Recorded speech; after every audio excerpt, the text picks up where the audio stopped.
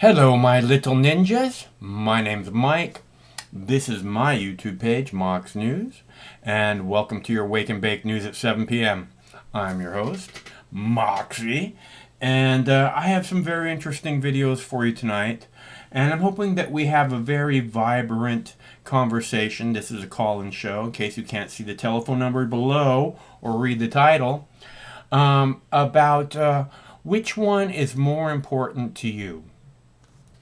Because the idiots in Congress today had a chance to vote on what's really important to them. And they could have chose to vote for a new 9/11 commission, a new 9/11 investigation. But instead, we have to choose to vote whether or not we're going to have an investigation into the events of January 6th, in which protesters occupied the People's House in Washington, D.C. Which one do you think is more important? I'd love to know. Would you rather see a new 9/11 commission or the investigation of the January 6th events? Because I think, again, for me, it's very clear. Go up on the couch. What happened on January 6th, it was a protest. And the point is about what it is that they're trying to make happen with this investigation is that what they want is to make protest illegal. They want to make protest an act of terrorism. In case you can't see this coming. That's the way they talk about the protest. It's an insurrection against the government, They're trying to throw the government over. If they are, they did a really shitty job of it, okay? And as I keep saying, they want to call it an act of war, basically. They want to call the people involved in it terrorists. And what I see was a very peaceful protest, okay? And the reason that I say that is because it's pretty obvious to me that these people simply wanted to occupy the People's House, okay? They came into the House of Representatives, into the Senate, and they went into the chamber where they do all their speeches, do all their voting. They went in there, and instead of breaking everything and throwing stuff around and lighting it on fire, they just looked around like in awe of everything. They walked around very peacefully. Once the cops got out of their way, they occupied the People's House. They walked around peacefully in awe of what they were seeing, which is amazing to me because, on the way there, Ashley Babbitt got murdered, who we still don't know who her murderer was.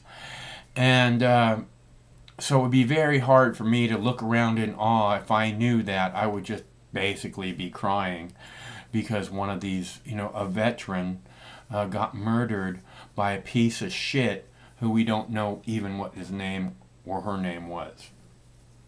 And I don't see how that's acceptable because the people doing the investigation, the people who have given us all this wonderful video about, look at the people battling the police. Yeah, and look how they were once the cops got out of their way.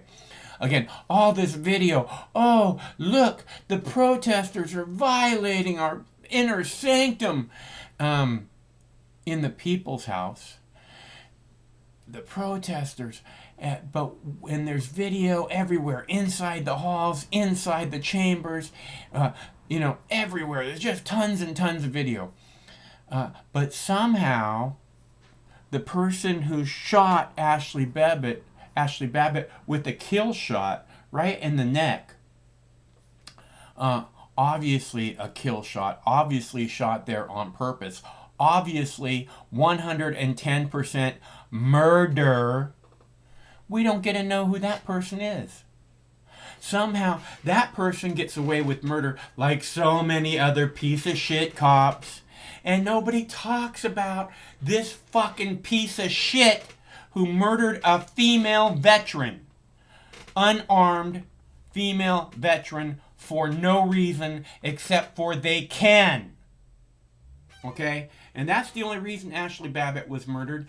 And there is no reason that that person who did it has not been identified. That being said, I have zero interest in a commission. Again, also I want to point out, very peaceful protest. I keep saying that, very peaceful protest. And how when the police got out of their way, that they just walked around. They didn't continue to act like, oh, we gotta kill everyone, like an insurrection. They didn't continue to act like an insurrection, meaning there was no violence after the cops got out of the way, right? They didn't do anything. They didn't tear the paintings down. They didn't graffiti everything. They didn't set shit on fire. They didn't smash every chair in the chamber they could get their hands on, kicking over desks, carving their name in the Senate, President of the Senate's fucking big old fat fucking piece of shit desk. They didn't do any of that, right? They just looked around. They just occupied the people's house. There was no violence once the cops got out of the way. Okay? So that, in my opinion, shows who really started the violence. The cops started the violence. The cops started hitting people, started spraying people with pepper spray, whatever it is they use. It was the cops.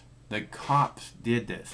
Also, like I keep bringing it up, at least 5 Seattle police officers have been identified that took part in this protest.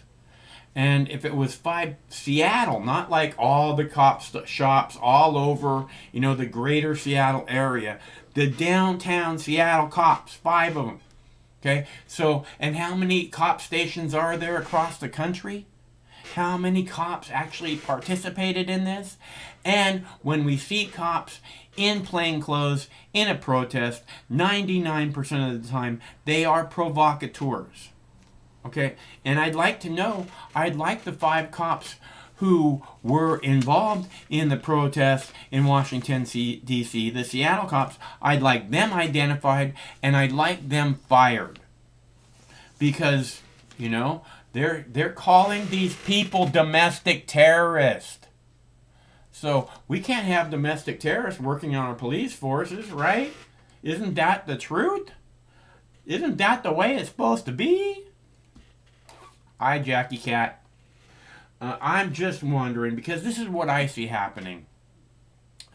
And also the investigation of 9/11. So we can have, let's say, we can have one or the other. We can have a Capitol Hill protest investigation, or we can have an investigation into the events of 9/11 in which thousands of people died, thousands of U.S. citizens died, simply going about their day. Okay, that sounds like a terrorist attack. The protest at the Capitol Hill, on Capitol Hill, that doesn't seem like a terrorist attack, doesn't? Again, thousands of people killed on 9/11. This other thing, this protest that happened. And again, the protest is about vilifying protesters, right? Anytime we want now, we can call protesters domestic terrorists. That's what they've done with this protest. That's what they've done with this commission. This is why they want the commission so bad, so they can go, oh, these are terrorists. These are domestic terrorists, and protests are now considered an act of domestic terrorism. This is where they're headed with this. I've told you this before, and I think it's really important. I don't know how anyone can let this go. And then there's 9/11. Thousands of U.S. citizens died. Okay, and these things happen. These events happen that are pretty much impossible for them to happen. Buildings fell straight down into their own footprint. The only time that's ever happened, it was caused by a bomb. Okay, and apparently, from what I understand, fuel being ignited, airplane fuel being ignited, is nowhere close to a bomb being detonated. So, again, falling into their own footprint. World Trade Center 7, No planes hit it, falling straight down into its own footprint. World Trade Center 7 being one of the most secure buildings on the face of the planet. World Trade Center 7 had a CIA office, it had a FEC office, it had SEC office, and it had the emergency, response office for the mayor of New York, Rudy Giuliani. Gee, where have I heard that name before? Oh, right, that's America's mayor. So there's these events that happen. We're supposed to believe that people who've never flown a plane before flew jumbo jet 747s into these towers, which is just almost completely impossible. In fact, it is completely impossible for people who never flown a plane before to jump behind the steering of a 747 jumbo jet and steer it into a building. Completely impossible. Even more so, someone to fly a plane 18 inches off the ground, 4 inches, 48 inches off the ground, whatever it is, and slam it directly into the Pentagon. Completely fucking impossible. We've seen the images that the Pentagon has given us about this. Oh, here's this blurry image. It's the only thing we have to show you, right? And now the Pentagon is generously going to share everything they know about UFOs, right? Everything they've ever gathered for what? 70 years we've been gathering information about this, and we're gonna just in one big document dump, we're gonna give you every bit of information that we have on this. Does anyone in the whole fucking world, one single person, believe them for one single second?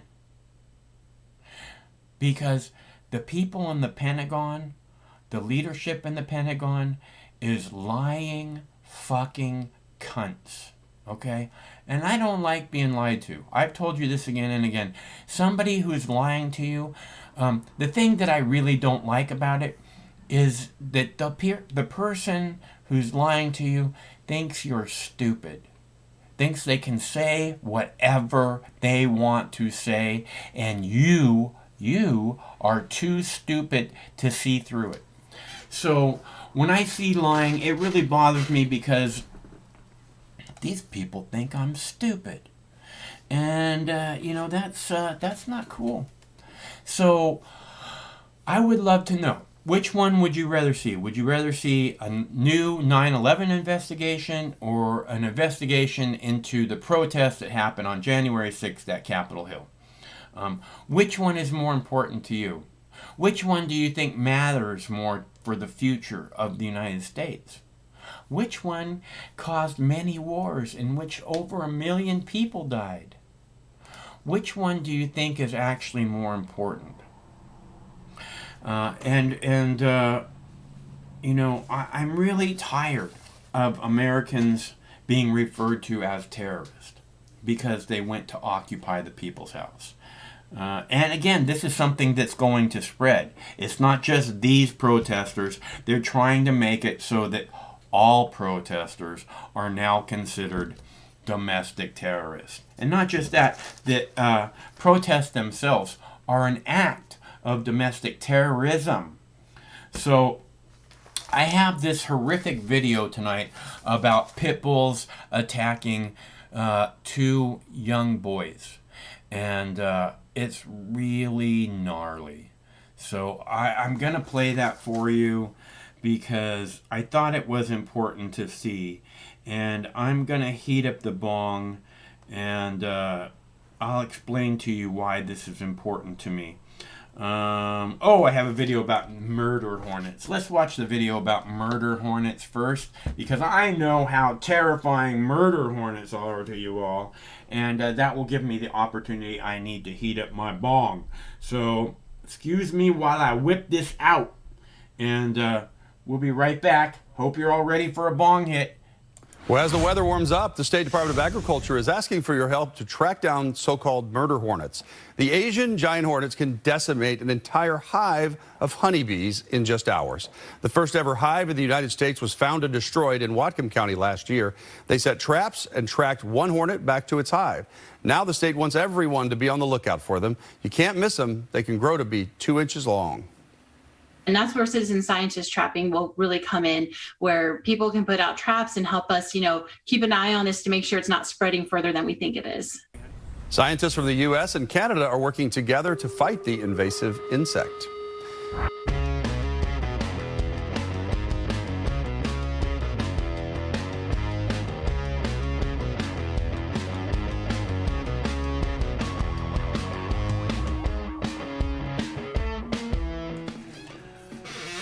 All right, so here's what I need to know right now. Playground, are you spying on me? Okay, I need to know if you're spying on me because I had pizza and chicken for dinner last night. And it's really getting to me that you might be watching me. So, all the other people that are watching me, I could give a fuck about. But if you're watching me, Playground of Sound, I got a problem with that. I'm going to have a fat dab. Because I can. And if anybody'd like to join me, now is the time to get yourself ready. And also, tonight is Dabs for Donations Friday. And I believe we still have a pizza gift card to give away if anyone's interested. And the rules for Dabs for Donations Friday is that if we get to $50 in donations, we will give away the lovely Domino's pizza gift card. And I will do a dab in your honor for whatever size donation you would like to give. Okay? So the links to give a donation are in the text body of this video, or I'll put some in the chat momentarily. And if you'd like to see me do another dab right away, that's how we make this happen.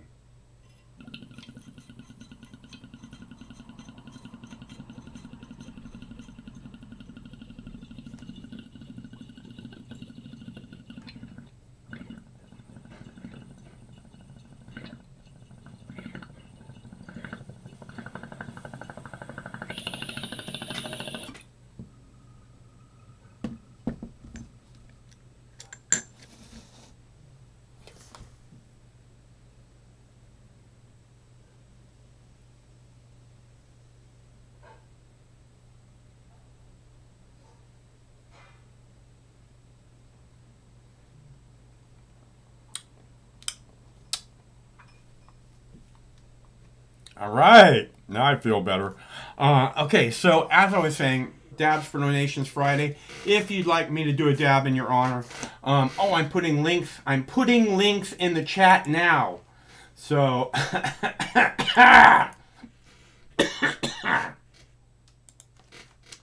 if you'd like to see me get all wasted on TV, it would not be the first time. You can make that happen now.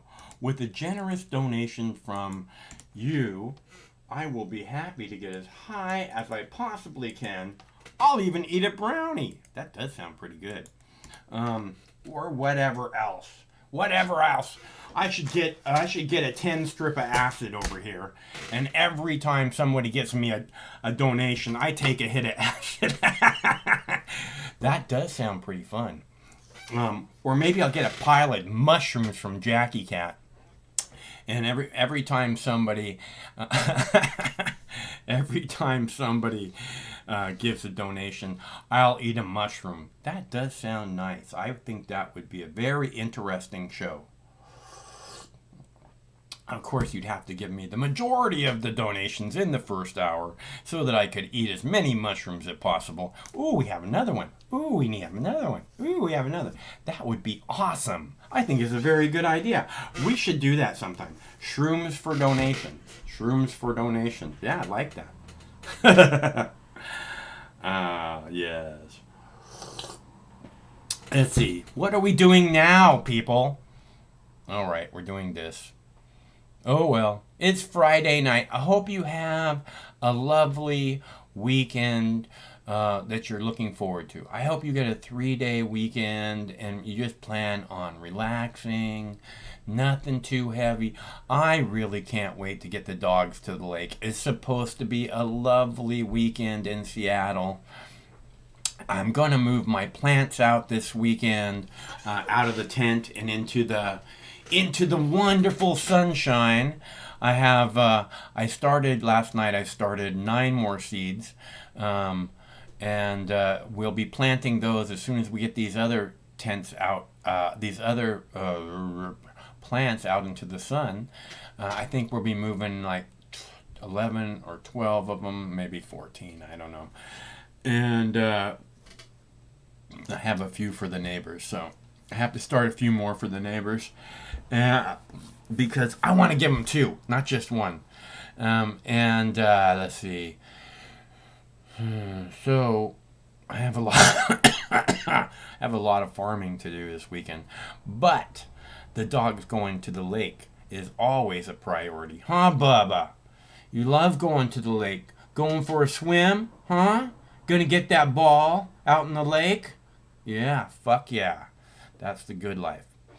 And that's always going to be a priority for me because I love my beautiful babies. In case I haven't said that enough already. So, we are not getting any phone calls at the moment, which is fine. I don't want to push you all to do anything in particular that you feel uncomfortable doing. Which is so weird, though. You know, I used to do this late night adult show in Seattle. Probably the most watched late night show at the time in Seattle, and it was very adult in nature. We didn't get to smoke any weed on TV. Except for the tape shows. I would make tape shows, I would make live shows. On the live shows, we would take phone calls, which was really, again, what the show was about. And the people were just out of control. You know, again, this is certainly not the most watched live show on YouTube, which is unfortunate because I think we could have a really good discussion about the majority of the topics that I talk about. And that's what I want to do. That's what I'm trying to make happen here, is a discussion about things that may be very, very important.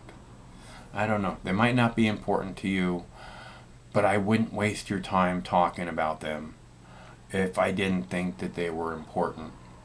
You know, again, maybe not to you, but maybe to the earth or our species.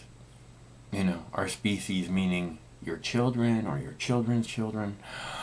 I wouldn't waste the time talking about these things. And again, I think this conversation about whether or not you would like to have a new investigation into the events of September 11th, 2001 is probably a really important conversation to have.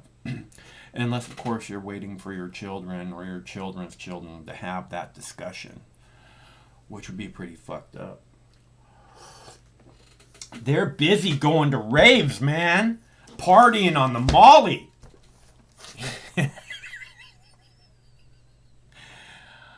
I don't know how important a discussion about 9/11 is going to be to them. I hope it's extremely, extremely important. Maybe even more important than how important it is to you.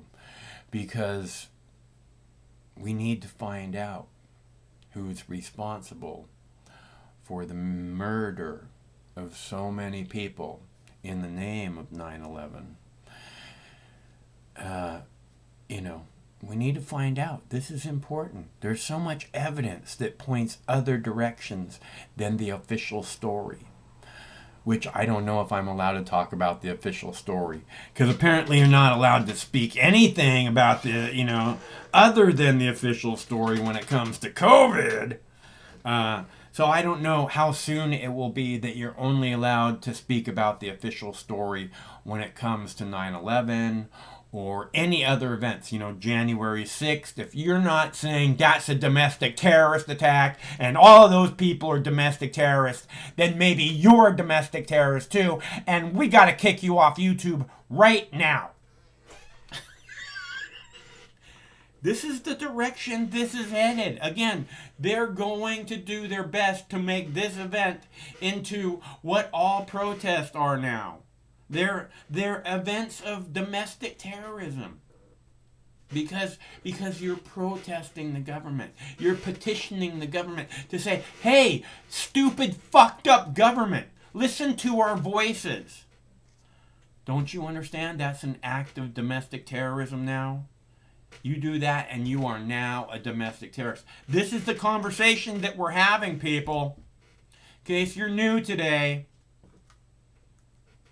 this is what's going on.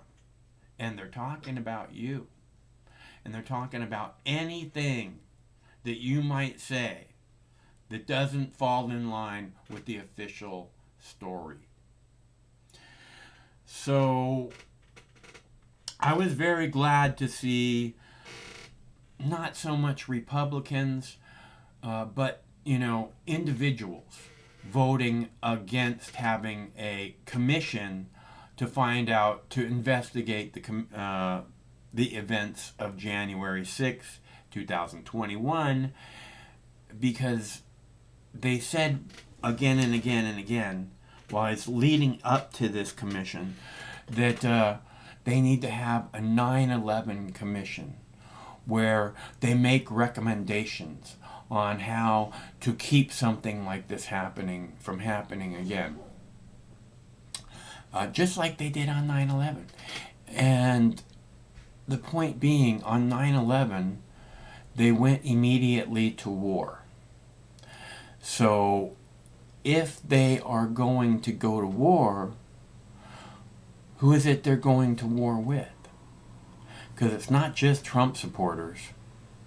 Again, it's anyone who doesn't toe the line.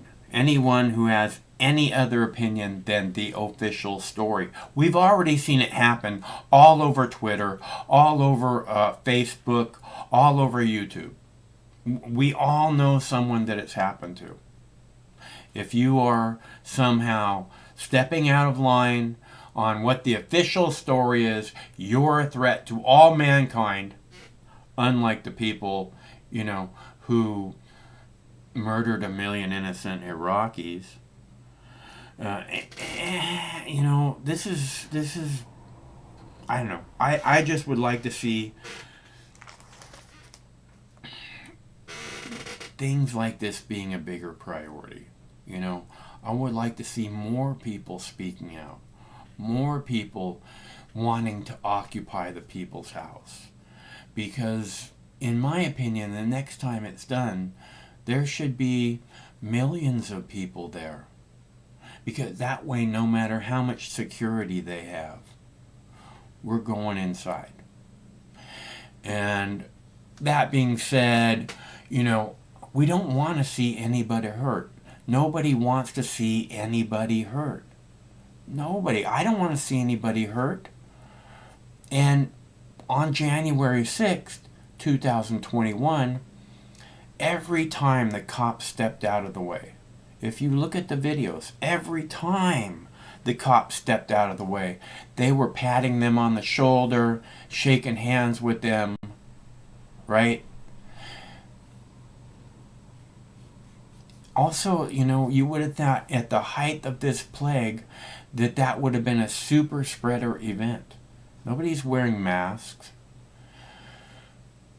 These are all things that are very important to think about. We're going to have an investigation into that. Because that if they could have said, oh, look at all these people got sick and died from being around each other without masks, they would say that. That's what they do. Everything in the media is about hyping up your fear. At the beginning of this plague, however long it was ago, 1.5 years, at the beginning, when they started saying, oh, the plague, the plague, the plague, right? People would call and they would say, we're all going to die.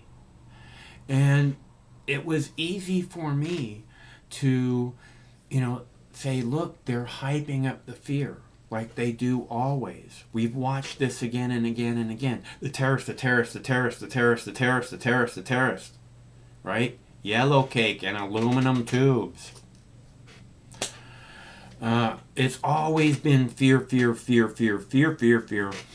And now they've had the chance to hype it up 1,000 times. We're all gonna die. And so from the beginning of this, I've told everyone, don't buy into the fear. Don't buy into the hyped up fear. Because that's what they want most of all, is for you to be afraid. And the reason they want you to be afraid is because then it's easier for them to put thoughts into your mind. Then it's easier for them to divide the people even more because they're afraid to start with, so they're not going to want to venture out into groups that might have alternative opinions of their own. So they break us all down to little groups through programming. They're very good at it. That's why they call television programming. They're very, very good at it. They break us down into little groups. This has a lot to do with the censorship that is going on, in big tech right now. By the way, I have a video about that. Is because if someone is talking and they might be appealing to all the little groups because they're saying something of interest, not only are they saying something of interest, they're saying something that involves all of us. We've seen, with this plague thing, we've seen so many people censored, right? And again, because talking about that reaches across these divisive lines that have been drawn by these fucking, power seekers who have the ability either to join humanity together, and make whatever happen it is that we need to make happen. There was a time when we could join humanity together and make happen whatever we wanted to make happen. That time has passed. Again, that's the way children should be taught, regardless. You are the top of the food chain and you can make happen anything you can imagine. Almost anything you can imagine. And then you give the children the support that they need to do that. And imagine what kind of world that would be. That being said, we don't have the option anymore to do whatever it is we can imagine. We're at this point where we have to imagine what it is that has to be done. Okay? That's where humankind is now. And I still believe that we could all join together. I still believe that.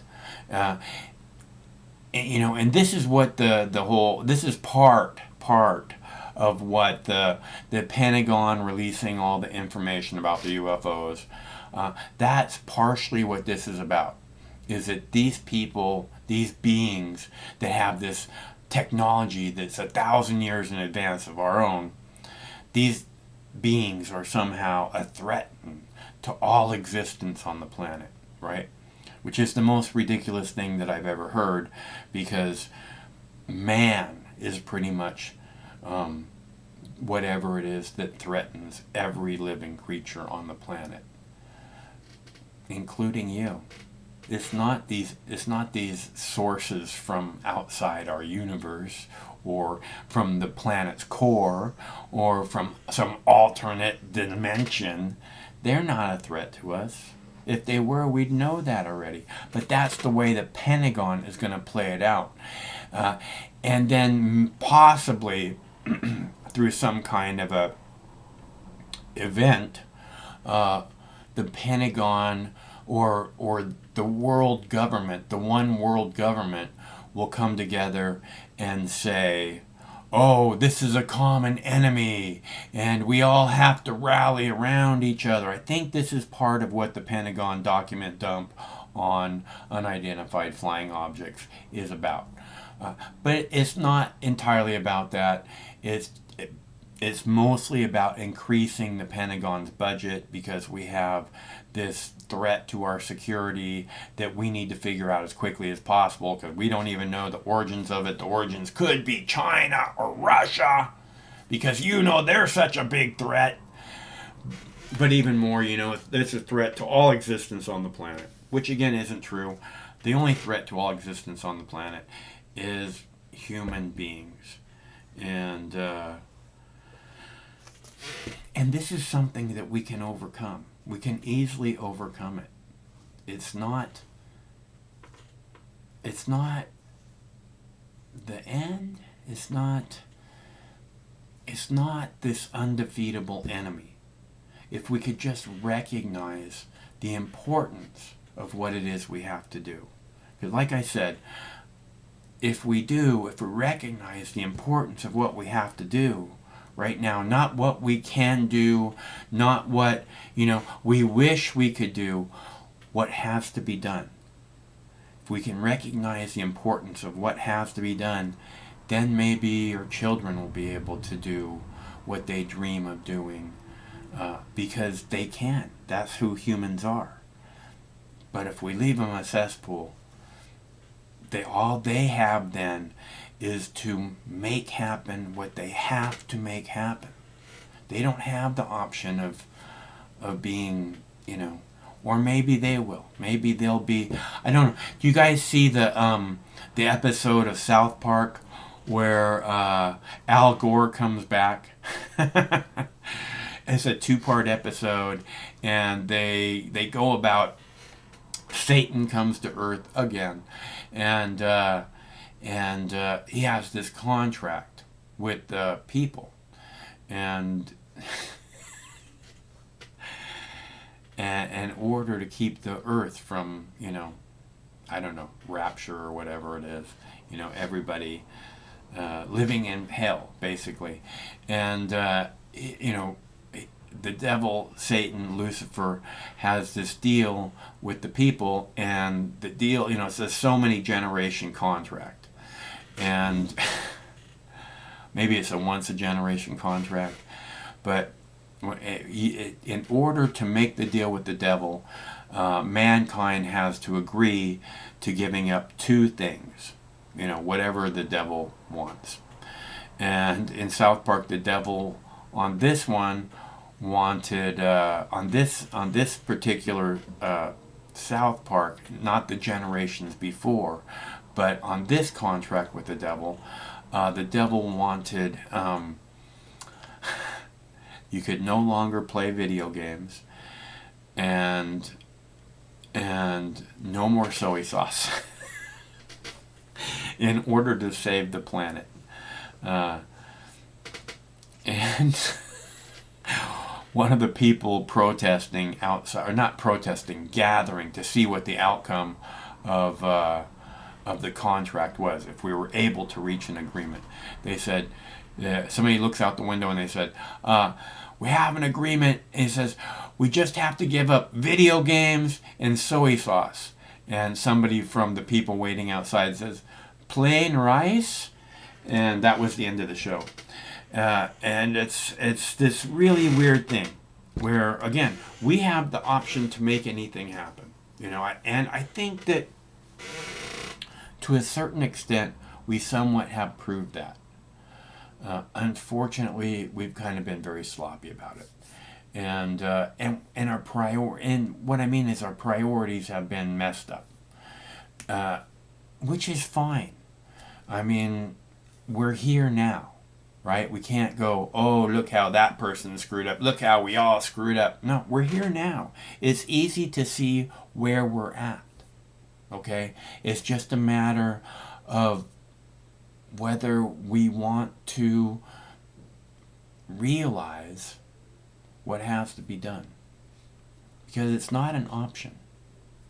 We have to do what has to be done, or the people coming behind us do. Again, not having the option to make happen what they want, what they can dream of, only what they have to do. And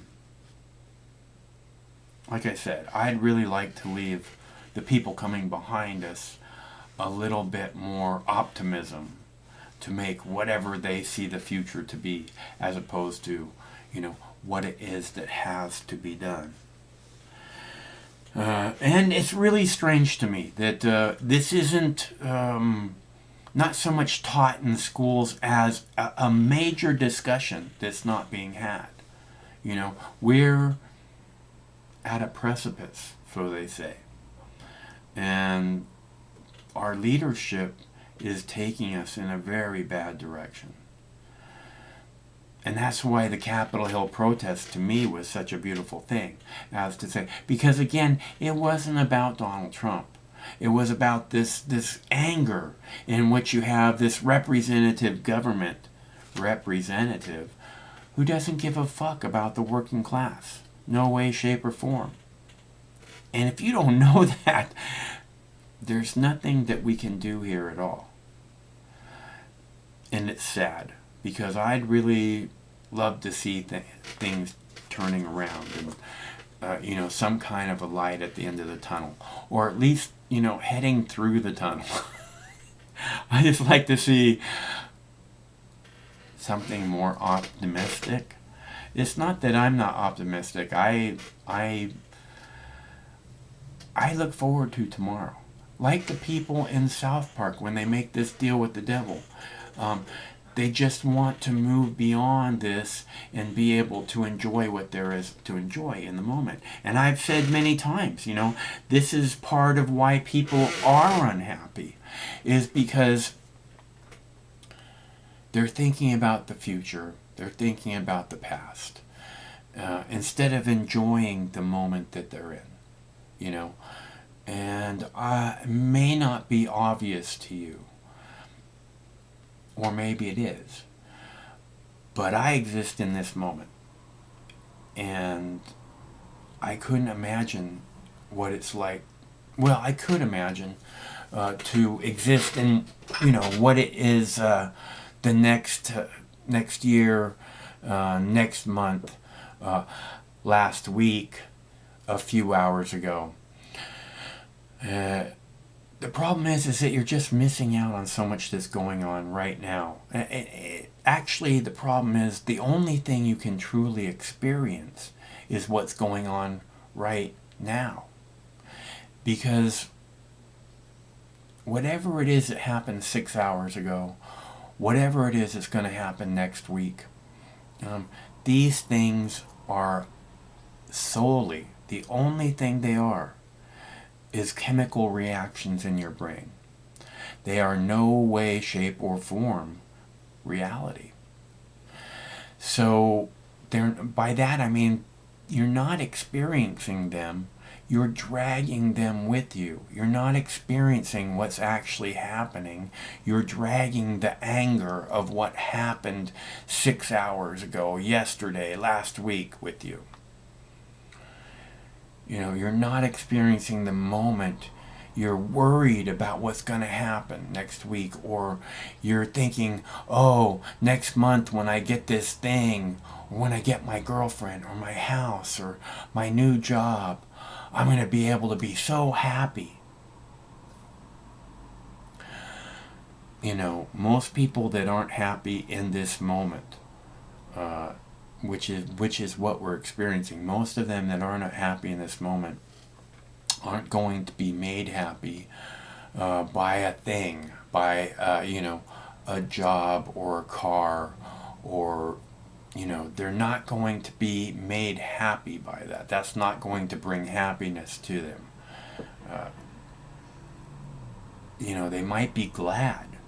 They might be glad that they got a new car or whatever, but a new car is just a car. Your happiness exists, again, in this moment. So even though you got the new car, right, then maybe you're thinking to the next thing that's out in the future, simply because this is the way you've designed your happiness now, instead of being what's happening around you in this moment, which is the only thing you can really experience.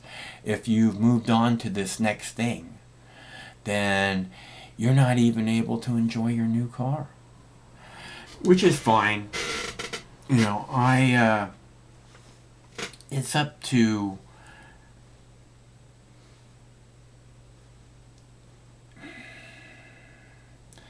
it's not really fine. You know, I want you to have a better life. I mean, I don't want to tell you how you're supposed to be, but I just hope for a better life for you than experiencing the past and experiencing the future.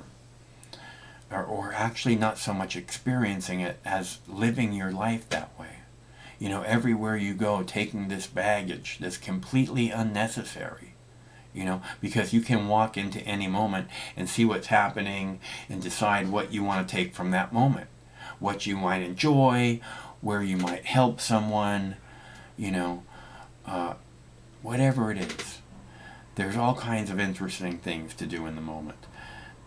But if you're, again, dragging around this baggage, or as I said at the beginning of the plague, if you're going, we're all going to die, if you're afraid, again, something that's going to happen in the future, right? We're all going to die. The media was telling us, running around with their hair on fire, hour after hour after hour. The only thing they could talk about is, we're all going to die, we're all going to die, we're all going to die.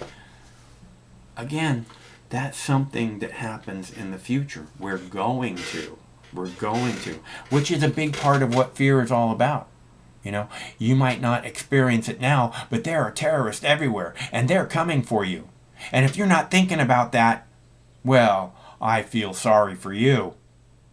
As where, you know, if you don't think about the terrorists, you know, you probably have a much better chance of enjoying your life. If you don't, you know, think about how we're all going to die, which we are, we're all going to die. This is what happens. It's one of the things that you can truly count on humans to do. And that's probably a good thing. It's not something to dread. It seems to me it's a good thing, you know, because living on forever, it's like I said about heaven, you know, you know, there's just so much baggage, you know, in this existence. And that's partially why we come here, I believe, because we want to experience all these things. We want to experience them. We want to experience love. We want to experience colors. We want to experience textures. We want to experience face-to-face communications, you know, kissing. Food. We want to experience food. Food is good. We want to experience swimming and bathing and, you know, so many things. Laying in the grass, rolling in the, smoking the grass. All these things. And again, that is understandable because those are all special moments. As I was saying, you can't experience those special moments unless you're in the moment. You can't experience. You can have some idea that, I did this thing and it was so cool. But again, it's taking you from the moment to be experiencing that. You know, you can only experience anything in the moment. So, I don't know. I think, I do know. It's easy to know. And I just wanted to, you know, let you know. I'm going to play a video now because no one's calling. Did I play the Murder Hornets video? I think I did. But of course, I only exist in this moment, so I don't really know since I didn't put a damn X next to the video. But I do know. How about, let's see, extinct tortoises. I have a video about thought to be extinct tortoise species, which they found one on Galapagos Islands, which is exciting news, right? but I thought it's interesting, and I have a video about that, and I have a video about the police chief being fired in Seattle. I don't know. It sounds like they said he was demoted, but I'm pretty sure that I saw something about him being fired. And to me, that is news. And he was fired about the way he handled protesters. And to me, that's really kind of big news. So I want to share that video with you, and I'm going to right now. An assistant chief with the Seattle Police Department has been demoted to captain for a series of decisions in the early days of protests last summer. KOMO News has confirmed Steve Hirjak is the person interim chief Adrian Diaz is holding accountable for the use of tear gas and blast balls as police clashed with rioters on June 1st. At the time, Hirjak was the incident commander for the police department's response to the unrest. Chief Diaz previously overturned a finding from the Office of Police Accountability, which said a lower-ranking officer should be disciplined. Some civic leaders say Hirjak is a scapegoat. I think it's very unfair to put it on one person. If they're gonna put it that way with everything that had gone on, no way can one person be to blame for that. In a letter announcing the demotion, Chief Diaz did not name Hirjak, but Diaz did say his decision is based on, quote, concerns and observations that, in my view, laid the groundwork for the escalation of tensions that followed.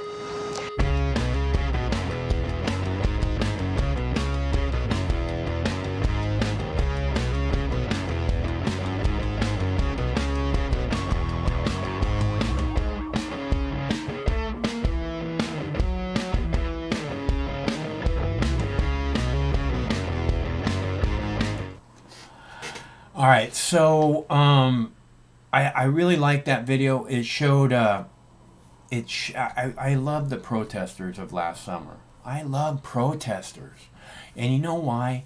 Because they're standing up against the comply or die police state. And in fact, we saw at least one person die in the street last summer that was shot directly in the chest. A 90-pound girl that was shot directly in the chest with a flashbang grenade, which stopped her heart.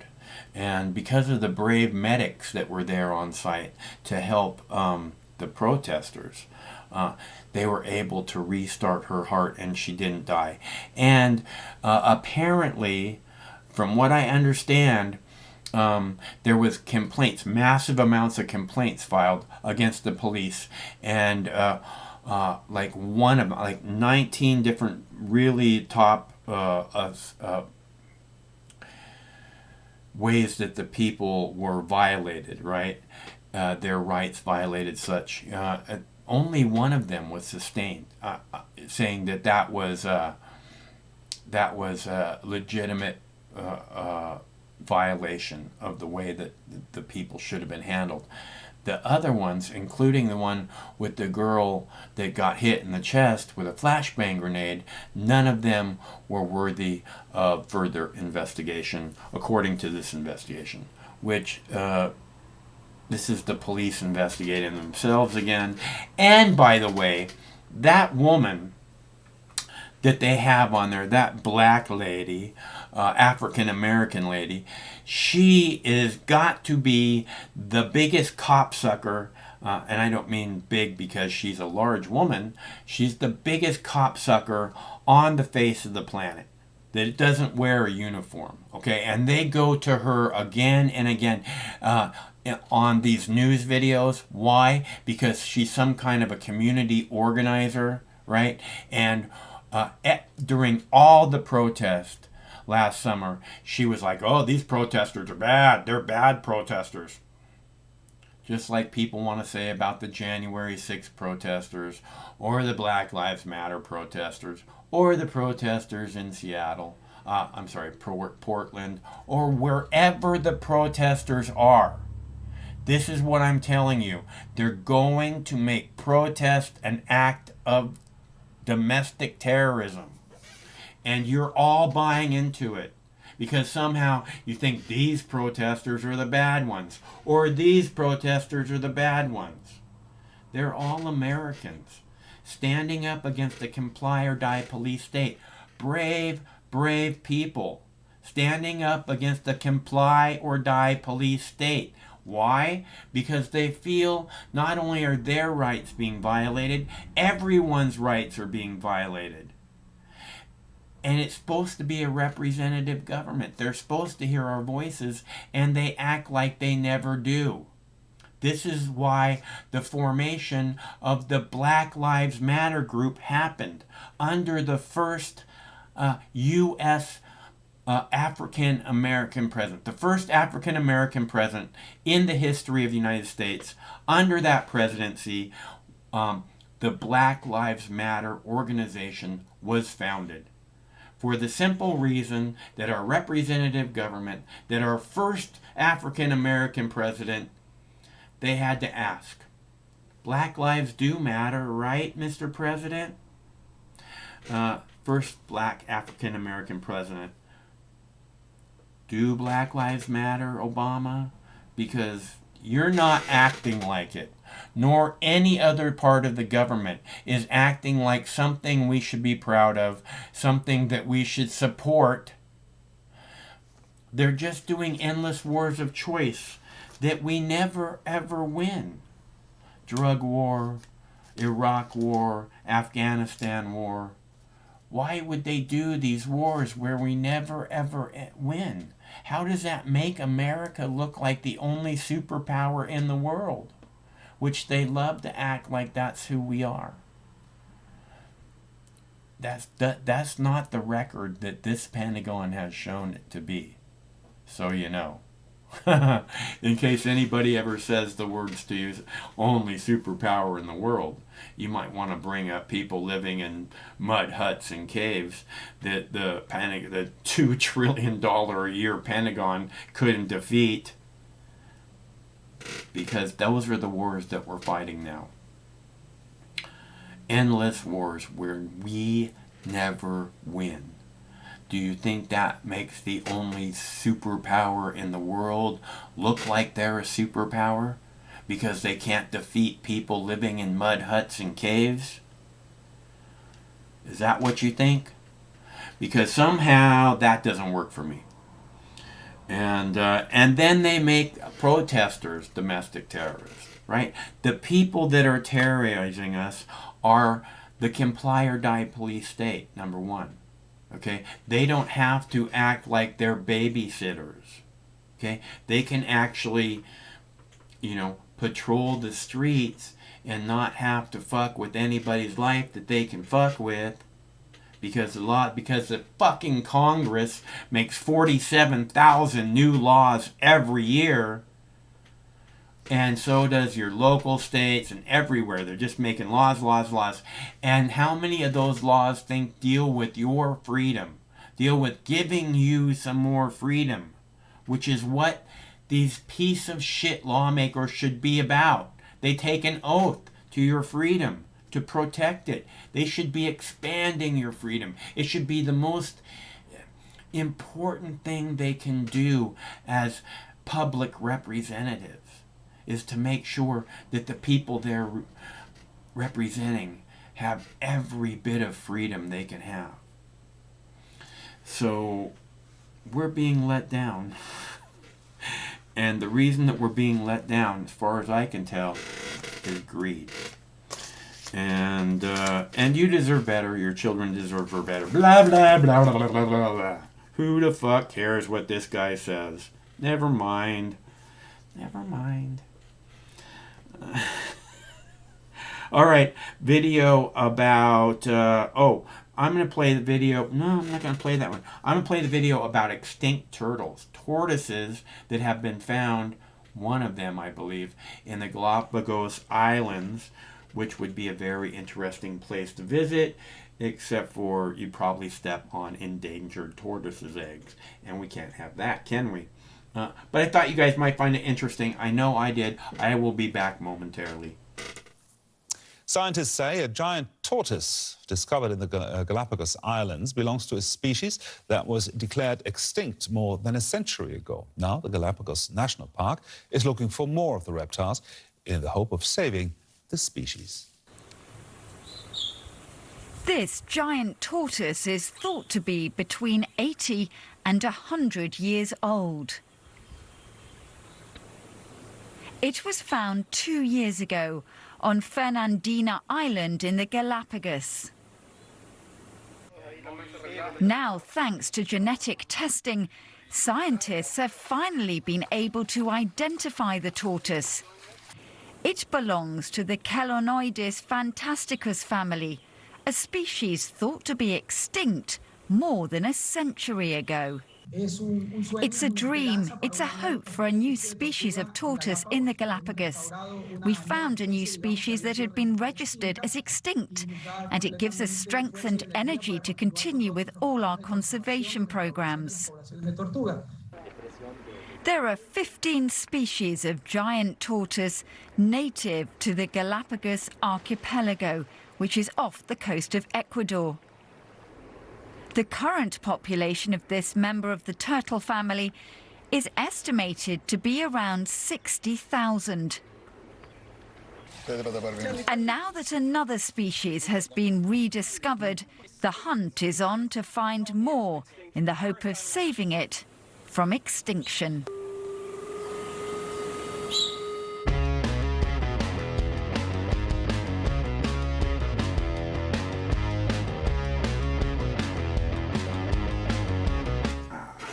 There's my beautiful baby laying down by the river. It's so nice that you joined us, Boo Bear. Okay, so let's see. Oh, Craig found an interesting story today about a cannabis grow-op that had a Bitcoin mining operation. I think it was Bitcoin mining, crypto mining. And I would have played that story for you because it involves, you know, things that we're interested in, freedom. It was some kind of a bust. So, and they found the crypto mining stuff there. But it was an NBC story and a CNBC, and NBC has been real dicks about copyright in the most recent time that I posted them. I think that I got was from a Rachel Maddow clip. Rachel Maddow being, you know, this person who's supposed to be all about, you know, I don't know.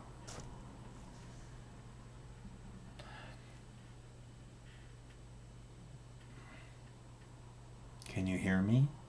Can you hear me? It's doing weird things. It's doing weird things. I keep seeing this thing in my face. I'm like, oh, that's light, huh? Ooh, there's light on my face. Look at that.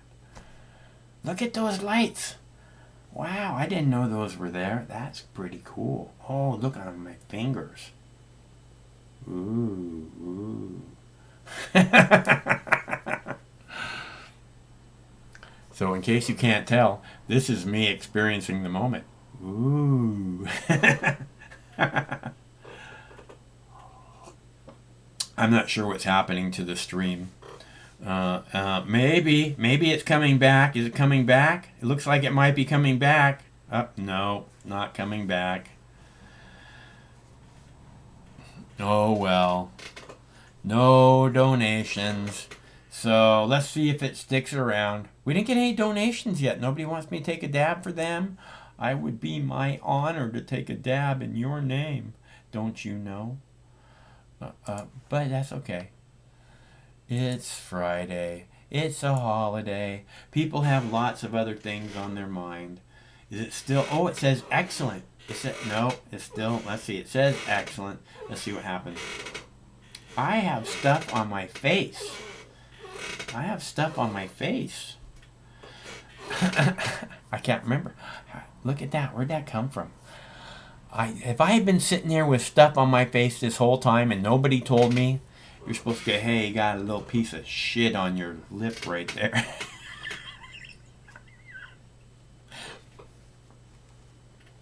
I kill me.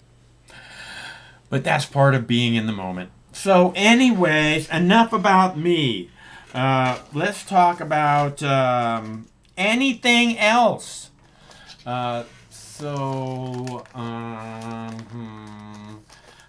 what else besides me? Is there something other than me? How high are you people? I don't know. I don't know if there's something more than me or not. This could possibly be all of my imagination, all of my creation. I can't believe that I would create it quite like this, though. You know, it seems like I would probably do it a little different. So, brighter colors and such. That's just me. So, I want to play another video because we're not getting any phone callers, as far as I know. So I have this video about, I'm going to play the video about anti-Semitism because I know that's important to all of you. So I'm going to play that video now, and hopefully we'll be able to take a bong hit in someone's honor, because I could really use another dab, obviously. Duh. So, what, did you eat a bunch of brownies before you got out here? Huh? Is that what's happening? I still think the mushrooms idea would be a really fun idea, where I eat a mushroom every time you give a donation. Don't you think that would be fun? I think it'd be a very unique experience here on YouTube.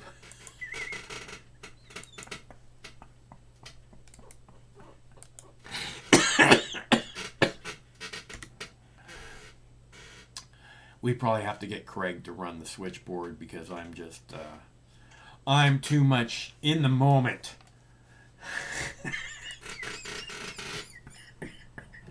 I told you, I kill me. So if you want to see me take more dabs, even in your honor, just go ahead and follow those links and give a donation. I will do a dab for any size donation, because that's just the kind of guy I am. And here's your clip about anti-Semitism. I will be right back. Glad you made it back to the Chris Salcedo Show, folks. My next two guests are victims of big tech tyranny. Joining me now, founder of Jerusalem Prayer Team, Pastor Michael Evans, along with editorial cartoonist A.F. Branco. Gentlemen, welcome. Pastor Evans, we're going to begin with you. You're in charge of the pro-Israeli Facebook group titled the Jerusalem Prayer Team, featured about 76 million followers, and Facebook took it down, claiming it was littered with hate and spam. And on top of everything, that they've been doing lately here, Facebook. Can we now regard this private company, Facebook, as anti-Semitic? What do you think? Well, here's the facts. Let me give you the facts. Thank you for having me on, Chris. Number one, here's what they said. We're removing the Jerusalem Prayer Team because you violated our rules and you spammed with unethical behavior. Now, let me tell you what happened here. Facebook got one of the biggest cyber attacks in its history, with over 2.3 million racist statements that poured in 72 hours onto our site. Kill the Jews. Hitler should have got them all. Our site is to defend Jews, not to do that. By the way, with every comment is the photo of me and Benjamin Netanyahu next to the comment. So Facebook blames me. Here's what happened. This was a terrorist Hamas cyber attack upon Facebook, and Facebook paid ransom, and the ransom was the Jerusalem Prayer Team. Now, my son and I are getting death threats over this, but I can tell you who did it. His name is Ahmad Salah. He's from Jordan, and here's what he said to Al Jazeera. I hacked the page because it did not reflect the real image of Zionism, and to stand under His Majesty's firm stance on the Al-Aqsa Mosque. The page was created to glamorize the public image of Zionism. By the way, he used bonnets, which are used to create millions of comments. And now the last thing I'm going to say, and then I'll shut up, the Pakistan Daily, the rate of the social network giant Facebook has dropped from 4.0 to 2.5 on Play Store. So here's what happened. Their income dropped, because millions of Muslims went after them. They had to serve somebody up. They served us up. I got you. Mr. Blanco, I want to get to you. Your anti-Hamas cartoon featuring the Squad posted on several web articles, which led Facebook to threaten to remove those news sites who are featuring your political cartoon here showing the Squad. There are a bunch of anti-Semites there in the Squad, AOC, Rashida MF Tlaib, and Ihlan Omar. It seems to me that Facebook is dedicated to protecting anti-Semites. Am I wrong? I don't think you are. alphanews.org is a subscriber of mine, and they posted the cartoon on Facebook. Facebook took it down, claiming that it violated their community standards. But ironically, or funny enough, it doesn't violate their community standards to have anti-Semitic, pro-Hamas memes and cartoons on theirs. It's a double standard, obviously. Yeah, it's a double standard. I want to get you both to weigh in on this. Give me about 45-second responses each. Pastor, we'll start with you. How essential do you think that it is that the Congress act to promote competition so that these left-wing, again, I think we were establishing here, they're anti-Semitic pages, Facebook and Twitter, that there's competition out there? What do you think? Well, 100%. Listen, here's what I'm asking for. I'm asking, and I'm saying it on your show, I'm asking every senator, conservative senator who watches your show to contact Mike Pompeo, my dear friend, a Jerusalem Prayer Team follower, and say, I want the facts, because if I want all these facts on what really happened, because I want to write a letter to Mark Zuckerberg. Now, to me, that's what needs to happen, because somebody's lying. Somebody's lying. Well, either I'm lying. They're private companies, so I think our Congress must do something to promote competition. Mr. Blanco, what do you think? Well, I think it's very important that our representative republic have a healthy debate, and we don't have that anymore. We have these big left-wing oligarchs taking control. They've looped us in and corralled us into this free speech type of arena, and then once we're all in there, they pull our mics out. That's not fair, and they've had the help of the government to do that. Now we need the help of the government to undo this. 100%. That's right. It's a bait and switch. It's a bait and switch, gentlemen. I think we all recognize what Twitter and Facebook have done to this country, and it's time that somebody stand up for us. Hopefully, it's our elected leaders at some point. Pastor Michael Evans and A.F. Blanco, appreciate the time.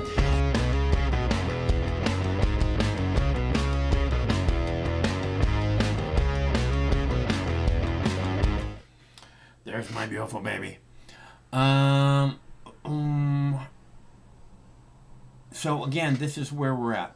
You know, if you're doing protest, you are a domestic terrorist. The protests themselves will now be considered an act of terrorism. If you say one word against Israel in any way, you are now considered an anti-Semite. Which I guess they think the people that are running Facebook are anti-Semites, because they blocked their webpage saying that it was, something about hate, spreading hate.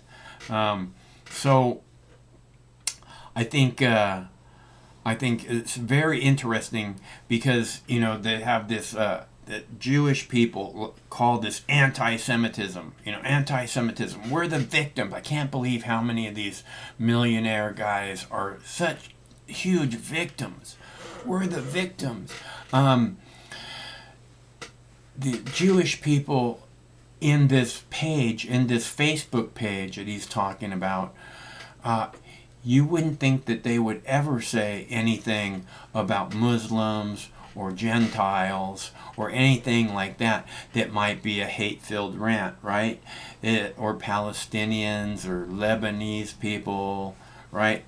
I mean, you wouldn't think that they would ever say anything about people like that over and over and over again. That page is not filled with hate or anything. I mean, they're just loving Jewish people, right? Then why does Facebook say otherwise? Just wondering. But who would trust Facebook anyways, YouTube said we're spreading medical misinformation.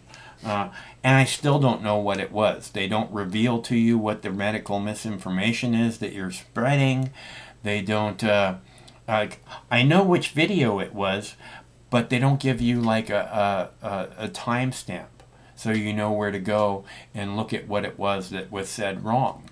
Which means, you know, when you're able to get your opinion back out to the YouTube after you get over the suspension that they've given you, when you're able to start talking again to people, you have no idea what it was that you said wrong. Craig believes the one that we got the medical misinformation on was a phone caller who was at fault. I don't know. Again, I have no idea. I say whatever it is I want to say. I don't like censorship. I fought against censorship and fought against censorship, and I just think that censorship is a form of limiting humans, right? Again, if we're going to be free, the only way we can be free to become all that we can be, right? To move into the next evolution of mankind. The only way that we can do that is if we are as free as possible to be able to make happen whatever it is that we can imagine. Again, we kind of don't have that option anymore, but it's the freedom, you know, the division, the lack of freedom, I should say, that's holding us back. And it's done purposefully, in my opinion. They don't want us to evolve. They like things just the way they are. Just the way they are means that they will continue to get suitcases of money under the table. It means that they will be able to have nepotism amongst their families so that their families will never have to work for a living. And, you know, this is how it is that they don't want it to change. It works for them the way things are. It's been planned to work for them the way things are. They don't want a next evolution of mankind, no matter how desperately it's needed, because possibly it might open up people's eyes and the people might come together and be overpower our common enemy once and for all. We might actually be able to recognize our common enemy and overcome it. And this is the thing that will really join us all together, is to recognize beyond a shadow of a doubt who the common enemy is and what it is that we must do about it. Put them all in prison for the rest of their lives in order to make the world safer for little kids. And I'm going to show you a video now about someone that needs to go to prison in order to make the world safer for little kids. And I'll play that for you now. And if you want, we can have a discussion about it. All you have to do is dial the numbers on the screen, 805-669-6397, 805 Mox News. Let me play this video for you now about this woman that needs to go to prison in order to make the world a safer place for little children. I should warn you, this is a somewhat chilling video of pit bulls attacking a small child. Two small children. And but I thought you should see it because, well, we'll discuss it after I play the video for you. But I want to warn you ahead of time. Animal Control is looking for a dog involved in an attack on two boys in Tacoma on Sunday. And we want to warn you, we have video of that attack, and it is disturbing. Security camera video shows a woman open her door and three dogs run toward 11-year-old Booth Bradley and his 14-year-old friend Daniel. Daniel was bitten on the leg by one dog, but then all three dogs attack Booth. Eventually, a neighbor managed to get the dogs off the boys. I remember them just grabbing my face, and it was just so scary when they got my face. Just thought it was just over. Both of the boys are recovering at home now. The Pierce County Sheriff's Office and Animal Control managed to seize 2 of those dogs, but say the black dog was driven away and has not been found. Deputies say one of the dogs that was seized was deemed dangerous after 2 previous incidents. Animal Control will now decide if those dogs will be put down, while it's up to prosecutors if the owners will face any charges.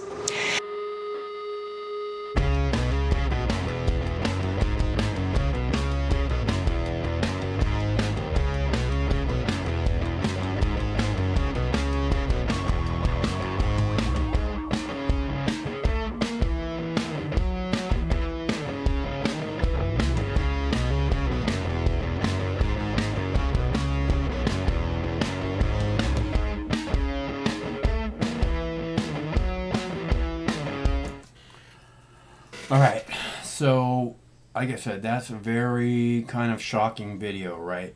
And I feel so bad for those kids. I hope that they're not terrified of dogs moving forward in their lives, because it's not the dog's fault.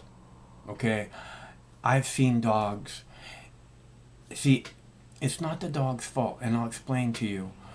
That person who let the dogs out, that one of those dogs already had a strike against it for violently attacking someone, according to the news story. So that person who let the dogs out, she saw the one dog come out, and then she just let the other ones come out. And she pretty much did nothing to stop it. She needs to go to prison. Okay, to start with, she knows she has violent dogs. She knows this. And then she lets them out the front door. Okay, it's unacceptable. It's like, oh, I shot someone accidentally. Well, number one, you should never ever have a gun again. So we're taking away your gun. We're taking away your dogs. These are these are violent weapons that you are not. You are a danger to all society if you own them. Again, it's not the dog's fault. Dogs are trained to be this kind of violent animal. You know, it's, and she knew.